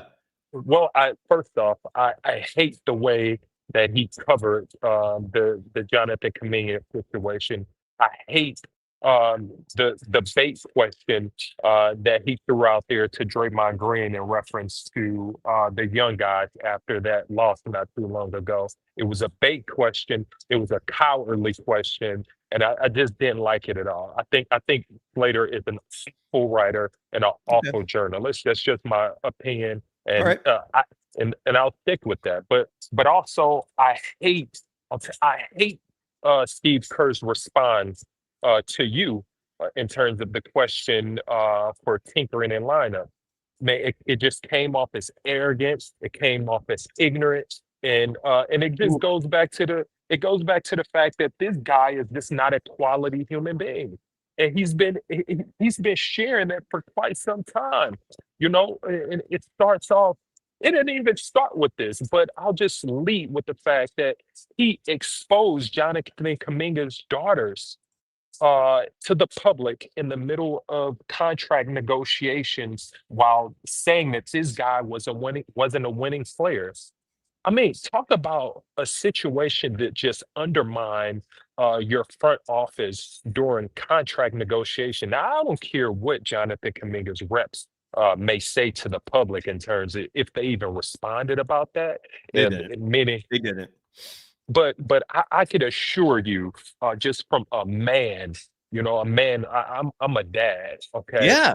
if I want my kid to be in the public, I'll let them know. I'll let the public know about my kid. I can But and I if can tell you this for certain, and what you're referring to, Alan, just to catch people up, is at the end of last season when Steve Kerr went on his media tour to defend his decision to basically DNP Kuminga at the end of the year, and then and extended into the playoffs, and then he only played him when Jimmy Butler first got hurt. Then he goes on a media tour to try to defend himself, which in and of itself was crazy. It just reeked of insecurity. But in these interviews, he was defending his relationship with Kuminga and let slip that Kuminga has 2 daughters. And the public was not aware of that. Like, you'd have to be like a sleuth, meaning you'd have to be following Kuminga's every step on social media, his private life. There were a few people who actually came out and said they knew. And when they showed me the evidence, it was because they realized who Kuminga's girlfriend was, and she would post some things. And so if you were like a real sleuth, you knew about it, but it was not public knowledge. Steve Kerr lets this slip. And yeah, it did not go over well with Kuminga or his camp, especially Kuminga.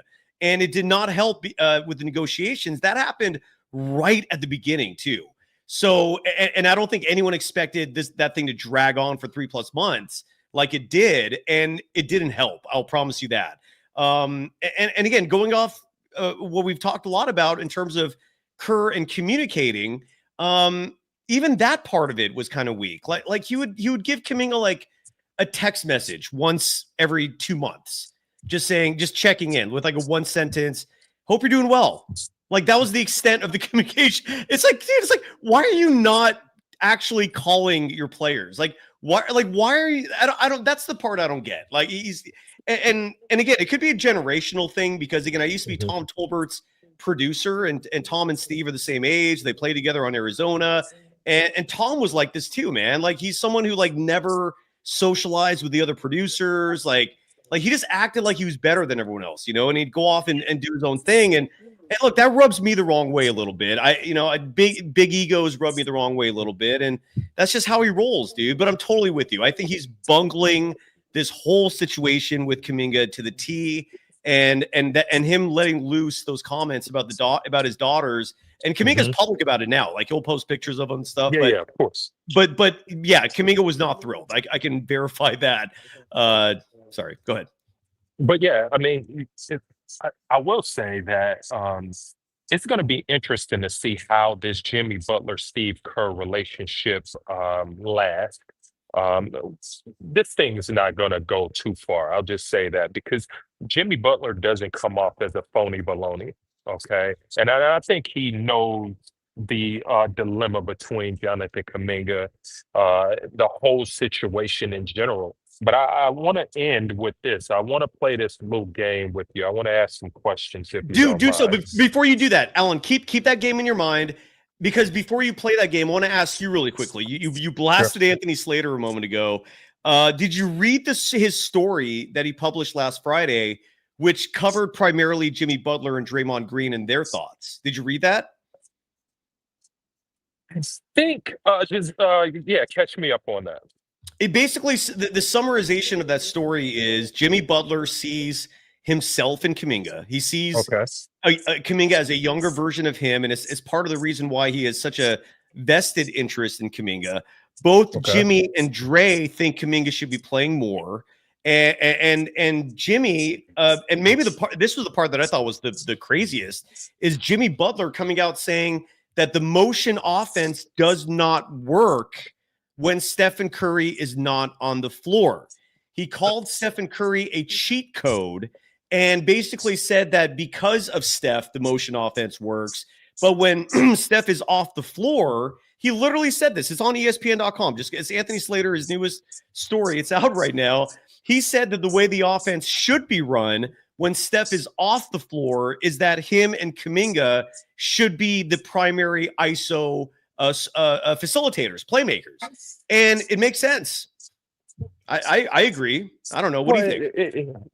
It does make sense. And it's crazy. You know, it's interesting you mentioned that because I remember a time when the motion offense was able to withstand when Steph Curry was off the floor. And that was with Jordan Poole, who could mimic Clay, or he can mimic Steph Curry. And not to say he was better than those guys, but he could mimic them in the style of how the offense was ran. So those days are over. You know, you don't have one guy on that roster who could even do half of Steph Curry. So and Devil in Limbo, real quick, is asking: is the insinuation here that Kerr's against? I think Devil in Limbo is asking: was there like a racial tone to what he did? And no. The whole issue is just, or maybe Alan, you could clarify. But I thought the primary issue was just revealing private details about someone to the public when it was not your place to do so. I thought that was the issue. No, did you feel? No. I didn't feel a racist. I just felt that it was out of touch. He's out of touch with reality. Yeah. That's basically how I felt about it. So I don't think it's a racial component about it, but but also not only out of touch, but professionalism is key. You know, I mean, professionalism is key because if you step aside in any other workplace, we're talking about professional sports. But if we step into any professional environment, that does not happen. Well, exactly right. And again, the lack of accountability is crazy. I never see it with Steve. Like, he just does whatever he wants, and no, there's no ramifications. Like, none. It's like, oh, I leaked one of my employees' private information. Yeah. Whoops. like I'm gonna go live my life and nothing bad is gonna happen, even though I did that. He like no ramifications, dude. This guy just skates. Right. Real quick, Alan, just because I can't thank everyone enough in the chat who's praising that the one question I asked Kerr, that's all I could ask. But if you don't mind for a second, Alan, indulging me, I'm going to play it one more time. It isn't every day we get a Kerr soundbite on this show, courtesy of the host. I asked Steve Kerr Friday about his lineups. I think Boris in our chat joked that after this question, GP2 is in the starting lineup. But I did ask Steve Kerr about rotations, and he had this answer. And it also begs the question, Nick Stensky asked, should I make a T-shirt where Steve Kerr calls himself a socialist? Listen to the clip, and then you'll see what I mean. Hi, Coach. Speaking of combinations, I don't know if you've announced the starting lineup tonight. I did some digging on numbers. I hope these are correct. 2 years ago, you had 27 starting lineups. Last year, 38. This year, 7 and counting. I was wondering if you could elaborate on the reasoning behind that. And you brought up identity, and I'm curious to know how that affects the identity of the team, if at all. Well, everyone knows I'm a socialist. So as a socialist, I just believe everybody should have equal opportunity, regardless of the circumstances. So, sorry, I couldn't resist. By the way, that clip will be online in about 2 minutes, and people will, it's already there? Yeah. I told you so. He's a socialist. It might even turn into communist at this, within a half hour, I will be a communist. I think some of that is injuries. Some of that is you're searching. Last year we were searching, after the hot start, we were searching, and nothing made perfect sense until we got Jimmy. once we got Jimmy, the lineup stayed pretty much the same. And so early in my career here, we started the same group over and over again. So it all depends on your team. But I do believe in tinkering if things aren't going well. And so, yeah, I've tinkered quite a bit the last couple of years. Thanks. Thank you. And thus the socialist tinker was born. Desirio is asking if I think Kerr knows that I don't like him. I have nothing personal against Steve Kerr, none. Like I this is sports talk here, all right? Like I joke, about the fact that he named his son Nicholas. That is kind of weird. I mean, but then again, so did Saturday Night Live. So I don't think I'm out of line cracking jokes about that. But ultimately it just comes down to how he's running this team. It's not personal. And I can promise you this, Desi, and this goes for everyone else. Steve Kerr played for the Chicago Bulls. That media market actually asked hard questions routinely of the Chicago Bulls. Steve Kerr is no stranger to difficult media. He probably looks at me and just goes, "Oh, there's that guy, the one guy who actually questions me every once in a while." I am confident Kerr does not take any of this personally. I have nothing personal against Kerr. I just think in this day and age, in the last 3 years, he has mismanaged this team. It comes down to just playing the best players. It forced Bob Myers to resign because Myers did not want to deal with this shit anymore. And that's it. There's nothing personal here at all. And Alan, I'm going to shut up now because I know you said you had questions or right? You had one final question or a series of questions? But you just go back to that question, and it's a reflection of the same thing with Jonathan Kuminga's daughters. He's out of touch. He's out of touch with reality. That answer was arrogant and out of touch. It was foolish. He had no reason for saying what he said. What's your question, though? You said you had some questions, and even the audience is a little riveted. All right, so here's my question. Do you believe that the NBA is a business masked as a sport?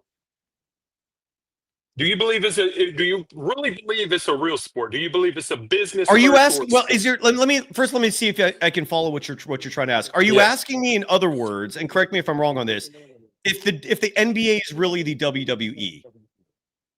Not exactly, but you get my point.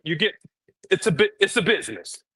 It's not. It's the entertainment business. 100% yes. And there's even. I mean, look, it's been a couple decades now since Tim Donaghy was officiating. But I mean, the guy was literally arrested. You have people like Chauncey Billups, for example, who pleaded not guilty today to like racketeering charges where he's conspiring with the mafia.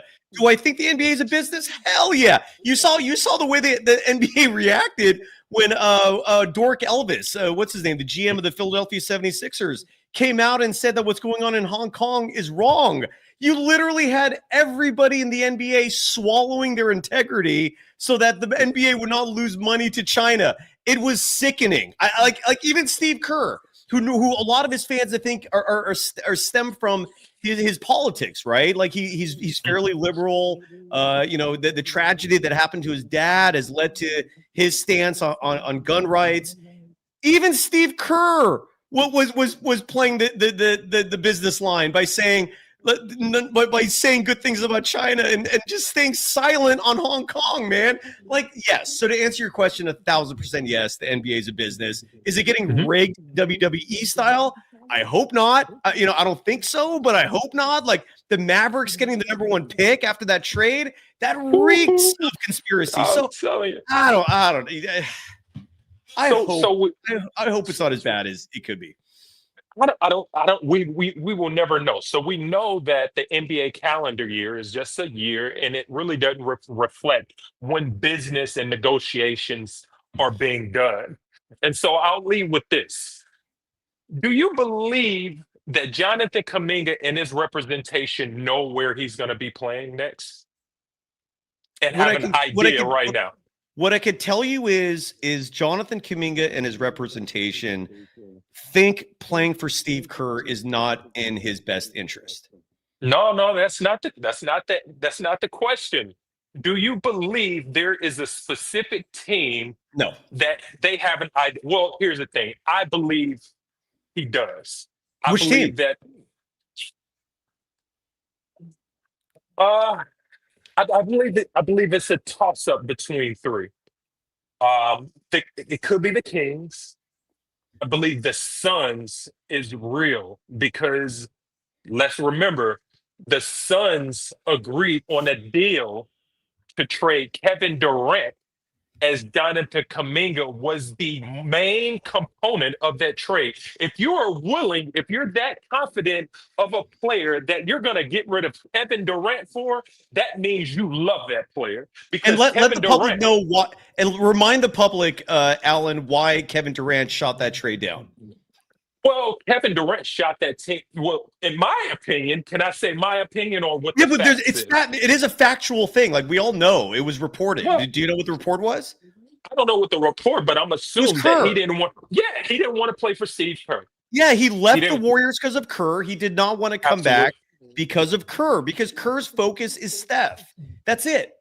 And again, if you want to know what separates Kerr from Phil, from Greg Popovich, is because they were not so narrowly focused, where all they cared about was their one star. They actually focused on the team as a whole. Steve Kerr does not roll that way. It's unfortunate.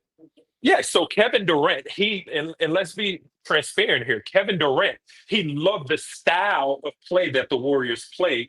He hated the system.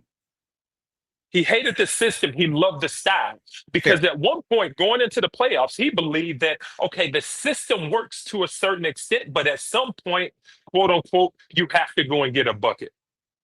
Okay. And I believe that's where Jonathan Kuminga lies in this situation. He probably likes the style of play. He hates the system, just like most young players. Well, and Because just to simplify it even more, because it needs to be simple. Basketball's not complicated. Most people out there are trying to complicate something that's very right to the point. And in Kevin Durant's case, and in a lot of other players' case, what they look for typically is two things. One, honesty, right? Just being straight with the person. And that's always been my core critique of Steve Kerr as a leader. I don't think he's direct with players. I don't think he communicates and lets them know where they stand.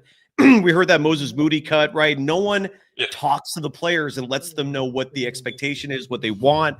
But, there's just no communication. It's a huge issue. And two, they want to have fun out there. Right. So when your team is so rigidly centered around the sun, in this case being Stephen Curry, it takes a lot of the fun out of it for some of the other guys. And I think that's a huge reason why you see this track record of players who leave and they're not saying nice things about him. They're not saying I miss Steve. They're not saying, oh, I love playing for Steve. Like, you don't hear that ever. All you hear is players like Looney saying, one game they valued me, one game I rode the bench, and I didn't know why. That's all you hear. Or you're Kevin Durant.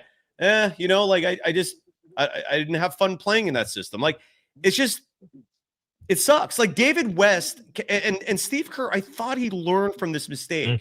In the 2018 Western Conference Finals, Steve Kerr decided to bench JaVale McGee and David West. Because he wanted to win that series with speed. Side note, totally unnecessary. That series should have never gone 7 games to begin with. But Steve Kerr thought Quinn Cook and Swaggy P brought more value than JaVale McGee and David West. We all remember what David West said after that season, right? You don't know the stuff going on behind the scenes and all that. Well, a lot of the drama was Kerr just not communicating with the players. And Kerr himself publicly came out and said, in hindsight, I should have told David that he wasn't going to be involved in that series instead of just letting him stew there and rot. And so I thought Kerr learned his lesson from that series and would start communicating more clearly. And look, in Kerr's defense, I think he's tried at times because there have been stories where individuals have been informed. Kuminga himself at the end of last season came out and said, well, Kerr did tell me I was going to be DNP'd and not involved. But he also didn't tell Kuminga recently that he was going to get benched in the second half of a game, and that rubbed Kuminga the wrong way. Just talk to your players, man. Just communicate. Just don't act like you're better than them. Just don't act like you have better things to do. And were you the one that was talking about him being out of touch? Was that you? Yes. Yeah, there you go. It's a valid critique, I think. Yeah, so here's the thing. I believe that the team that Jonathan Kuminga is expected to play on more than likely called in about this health situation.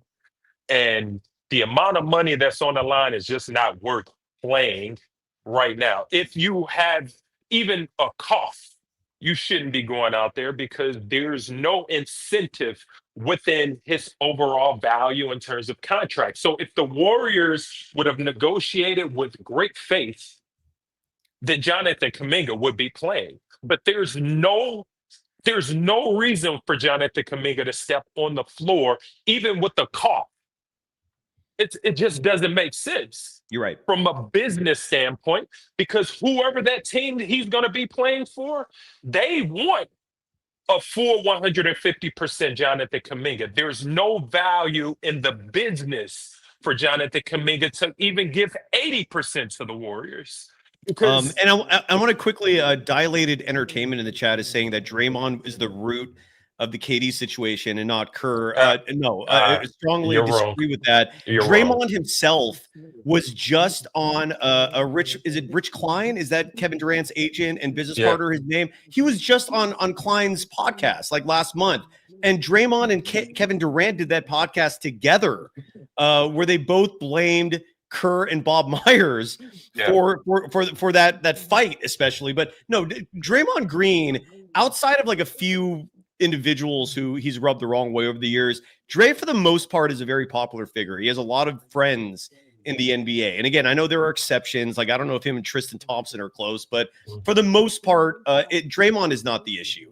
Let me put it to you this way, if this makes sense. If you were playing on an NBA team and Draymond was your teammate, not the opponent, but your teammate, I think you'd love that, right? I mean, like, to have an enforcer next to you who's tough as shit, who's a Swiss Army knife offensively, defensively. Like, believe me, his teammates like relish playing alongside him, even if he is vocal and opinionated. Jordan Poole may be another one who doesn't like him, but well, I mean, here's the thing about Draymond. Rudy Gobert's another one. Yeah, not everybody, but there are exceptions. But Draymond has a lot of friends in the NBA. Sorry, here's the thing with Draymond too. In that situation, like when things happen, we only see the final touches of the entire situation. We're not really thinking about the root cause. Draymond Green's problem is that he can't hold water. In the hood, that's what he can't hold water. So he knew the entire time that it was some beef, it was some problems internally with the Warriors, and he let it out. Well, and it wasn't even more specifically, Alan. The whole team in early 2018-19 season, they knew Kevin Durant was leaving. And that's why Dre was pissed, like, because he knew KD was gone. In case you folks forgot, Kevin Durant was that question was brought up a lot that season, right? Because Kevin Durant was going to be an unrestricted free agent, and he was not expressing a commitment to come back to the Warriors. And all that did was just feel a distraction, follow-up questions. And Dre had it. Dre, and when Kevin Durant was like clapping for the ball that game at the end of that Clippers, was it OT or in regular time? I can't remember. But Draymond was like, "F you, man! Like you're already leaving us, and now you're gonna treat me like someone that doesn't deserve to have the ball at the end of the game, even if he doesn't compared to KD." But yeah, that was absolutely the issue. And remind you, remember Draymond Green, he left money on the table in preparation for Kevin Durant. Remember, he could have signed a max. If he would have signed that max deal, then they would have had no ability to sign Kevin Durant. So they knew way before Kevin Durant came to the Warriors, they were prepared. Draymond Green was preparing financially to get Kevin Durant in. Yeah. So when he was ready to go, you could best believe Draymond Green was probably thinking like, damn, I should have saved my money. Draymond Green is not everyone's cup of tea, obviously, but I will say this, and I say it with the utmost conviction. The Warriors don't have a single championship without him, not one. Even the last one, even though I know that was all Steph, but without Draymond, they don't win a thing for any of them. So to me, like, again, there's a lot of baggage there, no doubt, but the commitment to winning, that dude just wants to win, man. He's old school, like grit. Guy's got moxie. one of my favorite words. I love the guy. Alan, any final thoughts? Because look, I'm not going to drop the link again, folks. I know I see some people wanted to come on. We're already at the 2-hour mark. Try again Wednesday. All right, please. I was going to give it to Chardal, but I think he's having fun in Mendo Endo. So we'll do the scoreboard and wrap it up. Alan, final thoughts as we start to that man. I love as a journalist, you always keep it 100. Maintain that. I always say that anytime I call, keep it 100, because we have guys out there that's just not maintaining the integrity in sports journalism, and I don't appreciate it, and I see it a lot within Warriors media. So respect to you for maintaining that and keeping your energy and pass along Jerry to Barry that there's people that look up to him because he has the energy of integrity and he doesn't really care what anyone thinks. And so he always keep it 100 as well. Do not apologize to the machine. Just say, hey, I thought it was you, but it is what it is. I don't feel any difference, because at the end of the day, he probably have an issue with Fitzgerald as a play-by-play guy. He probably said some things in the past that he didn't respect. So it was probably his opportunity to tell that guy, like, listen, you don't have an athletic bone in your body. So to even speak on basketball, you should probably shut it, keep it zipped. You know what I mean? Don't speak on it. So, respect to you, respect to everybody who maintains sports journalism. Or just with integrity. In general. Because you're absolutely right, dude. Like again, one of my favorite all-time shows. Sorry to be redundant and exhaustive with bringing up South Park, but what was it? What was the dad who Randy? Is that his name? Randy Marsh, and he had the farm, the weed farm, and he called it integrity. We're just some good old-fashioned integrity. There is not enough integrity in this world, Alan. I'm glad you brought that up. Not enough. Never enough. It's just, and the root of it is mostly like a huge thing that I notice people don't have the perspective of when we talk like politics or anything like that. Is some folks have families, right? That changes equations massively in terms of your focus, money, all that shit. And that unfortunately is where integrity leaves, is because absolutely you have people who suddenly have other mouths that they have to worry about, right? And so suddenly it goes from being like, I got to do the right thing to I want to do the right thing, but is it going to cost my family? And it's a crazy variable, dude. But I appreciate you saying that, man. Yeah, for sure. You can tell the guys that's not really linked to the Warriors that much, or who don't come around that often. Rick Barry and probably David West and where's West been? I know I've been trying to book David West on the show for a while. He's a hard guy to track down. I know he's out there. I see him on social media, but he has I wouldn't say an AAU, maybe it's AAU, but he has some sort of league or basketball system that he's operating with or he started. I kind of oversaw that not too long ago. I follow him a bit. But he's working with the youth. I know he works with the youth, but big fan of him. He is an icon.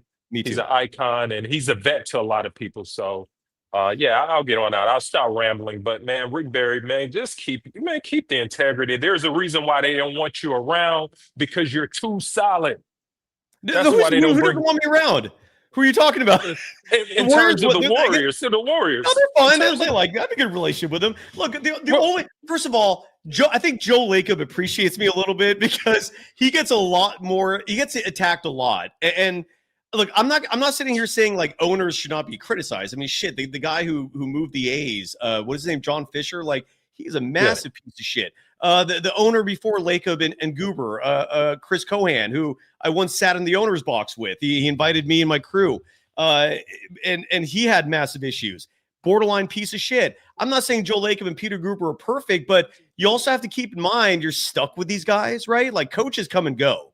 An owner, dude, you might be stuck with this guy for the rest of your life. So you have to keep that in perspective. Like, you can't replace your owner. So if your owner sucks, you're stuck with that for who knows how long. But if your owner actually wants to win, if your owner is like Joe Lacob, who once was a fan, and you hear the fan side of him sometimes, it's where the arrogance comes from. The dude wins championships, and he says the light years shit. He's a fan, And then I just think you could get a whole lot worse than Joel Lacob as an owner. But as a whole, dude, I mean, like Raymond Ritter and I go back 25 years from my internship days. And just again, Steve Kerr, he's seen and experienced way too much for some schlub like this guy with two thumbs pointed his way to affect his life, dude. Like it's don't let perception always dictate reality, I guess is the message there. Alan, have a great night. All right, brother.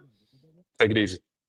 You too, man. And Julian Bashir, I hope Julian Bashir in our chat writes that I once had the owner's box seats and I called him a piece of shit. I hope that is all the evidence you need for some good old fashioned integrity on this program. Chris Cohan, dude, that guy was a nightmare of an owner, man. I think didn't he have to sell the team because he got into some huge trouble with taxes, and there was a lot of speculation about alcoholism, and that guy was a mess. I'm so glad he's not the owner, dude, because there was like the two guys before him. I can't remember their names, but they were even worse. I think those are like the ultimate bad owners. Then you get Frank Muley, who for decades was the owner before, and that guy was the definition of eccentricity.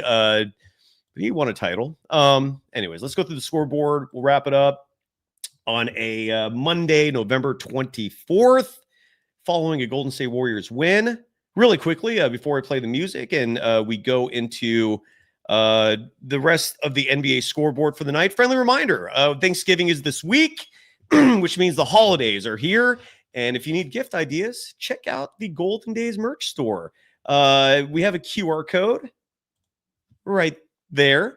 And if you're looking for items, cups, shirts, hoodies, you name it, hats, we got you covered.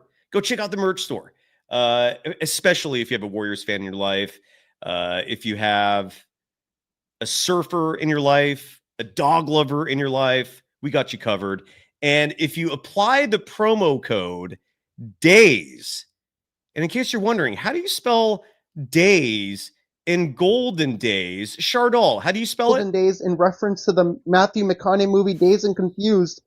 You get 10% off. So just apply that code one more time. Days is Golden spelled like Days in reference to the Matthew McConaughey movie Dazed and Confused. There you go. You get 10% off on your order. So make sure you apply that. And we'll go through the scoreboard and wrap it up again on a Monday, November 24th, following the Warriors winning 134-117 at home to the Utah Jazz to improve to 10-9 on the season. A lot of games tonight on a Monday. Besides the Niners taking care of business 20-9, Brock Purdy did not look good in that game, though. I miss Niner Mac. That's just me. I'm just a Niner fan. Don't take any Niner opinions I say seriously, because I do not follow that team enough to give you expert analysis there. I go to Larry Krueger for that. The Detroit Pistons have now won 13 in a row. Is it 13 or 14? Actually, hold on. Let me get that fact correct here. 13, yes. The Detroit Pistons have now won 13 in a row, 122-117 winners over the Indiana Pacers in Indy tonight. The Pistons now 15-2 atop the Eastern Conference. The Pacers a reciprocal 2-15. Cade Cunningham, 24 points, 11 rebounds, 6 assists in the win. Pascal Siakam, 24 points, 8 rebounds in the loss. The Cleveland Cavaliers losing to the Toronto Raptors, one of the surprise teams of the NBA this season. I think the Raptors won their 8th in a row. Let me confirm that as well. Yeah. Toronto, winners of 8 straight, taking care of business at home tonight. Again, over the Cleveland Cavaliers, 110-99. Brandon Ingram, 37.7 rebounds in the win. Who is Jay Tyson? If you've never heard of him, I don't blame you.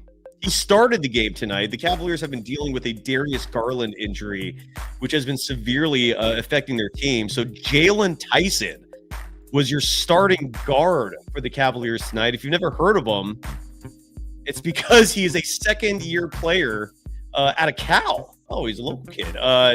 He was the Cavaliers' first-round draft pick in last year's draft. He's averaging 11 points a game this season.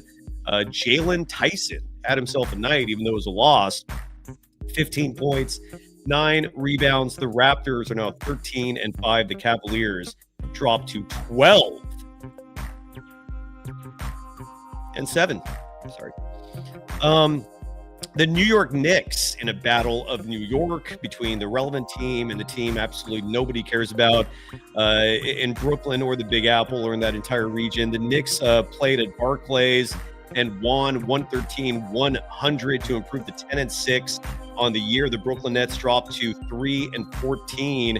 Clowney dropped 31 points for the Nets. Karl Anthony Towns, 37 points, 12 rebounds in the win for New York. The Miami Heat improved to 12-6 after a home victory tonight over the Dallas Mavericks, 106-102. Sorry, I'm like losing my voice here. Is it Khalil Ware? Is that his first name? What's his first name? Let me look that up real fast. Khalil. I think it's Khalil.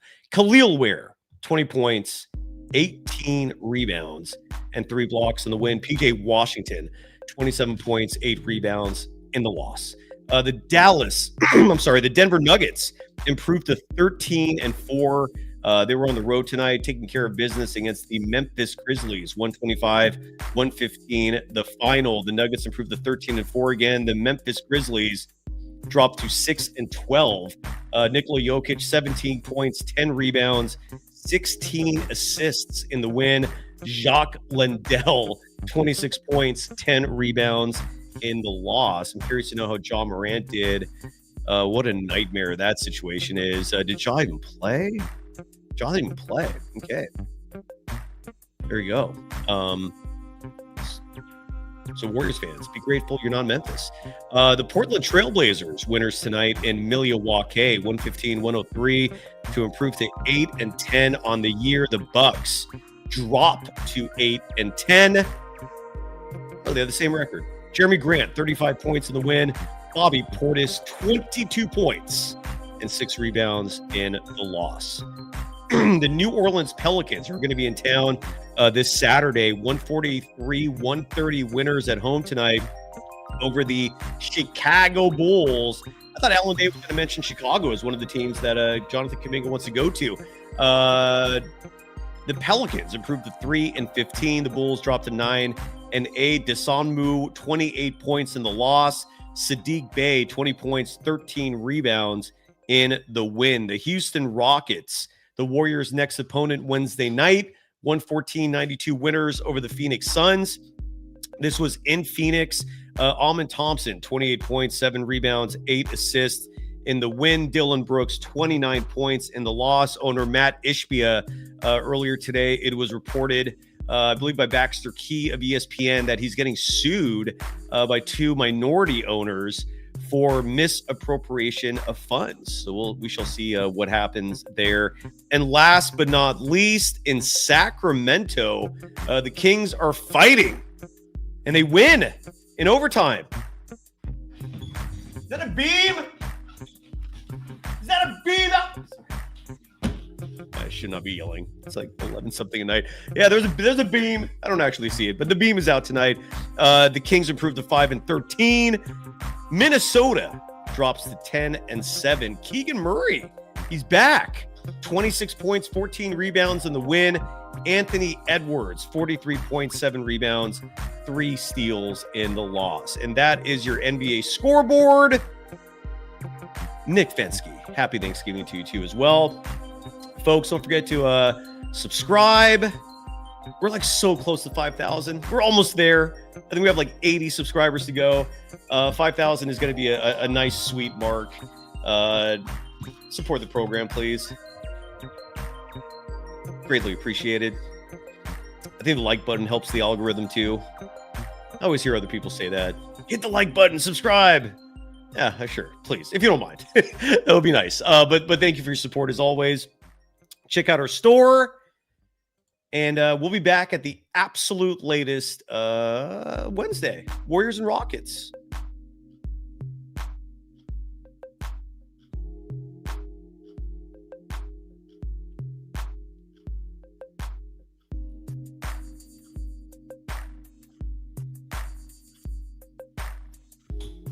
Abraham DeLeon, I'm endlessly fascinated by what happened to you in terms of where you went. You were once a consistent Golden Dazer, and then you like vanished for like 5 months. And I noticed folks like you, because you actually, with the exception of the strong Buddy Hield opinions, and look, again, you were right last year. Buddy Hield saved the Warriors in that Game 7. But for every one of those games, you get like 2 months of mediocrity. Nonetheless, where are you, man? Be more consistent. You know what you're talking about. Thank you to everyone. Let me get that QR code off my screen, or it doesn't matter. We'll be back at the latest Wednesday night. Go Dubs. Hope everyone's happy out there. And have a great night and day. Bye-bye.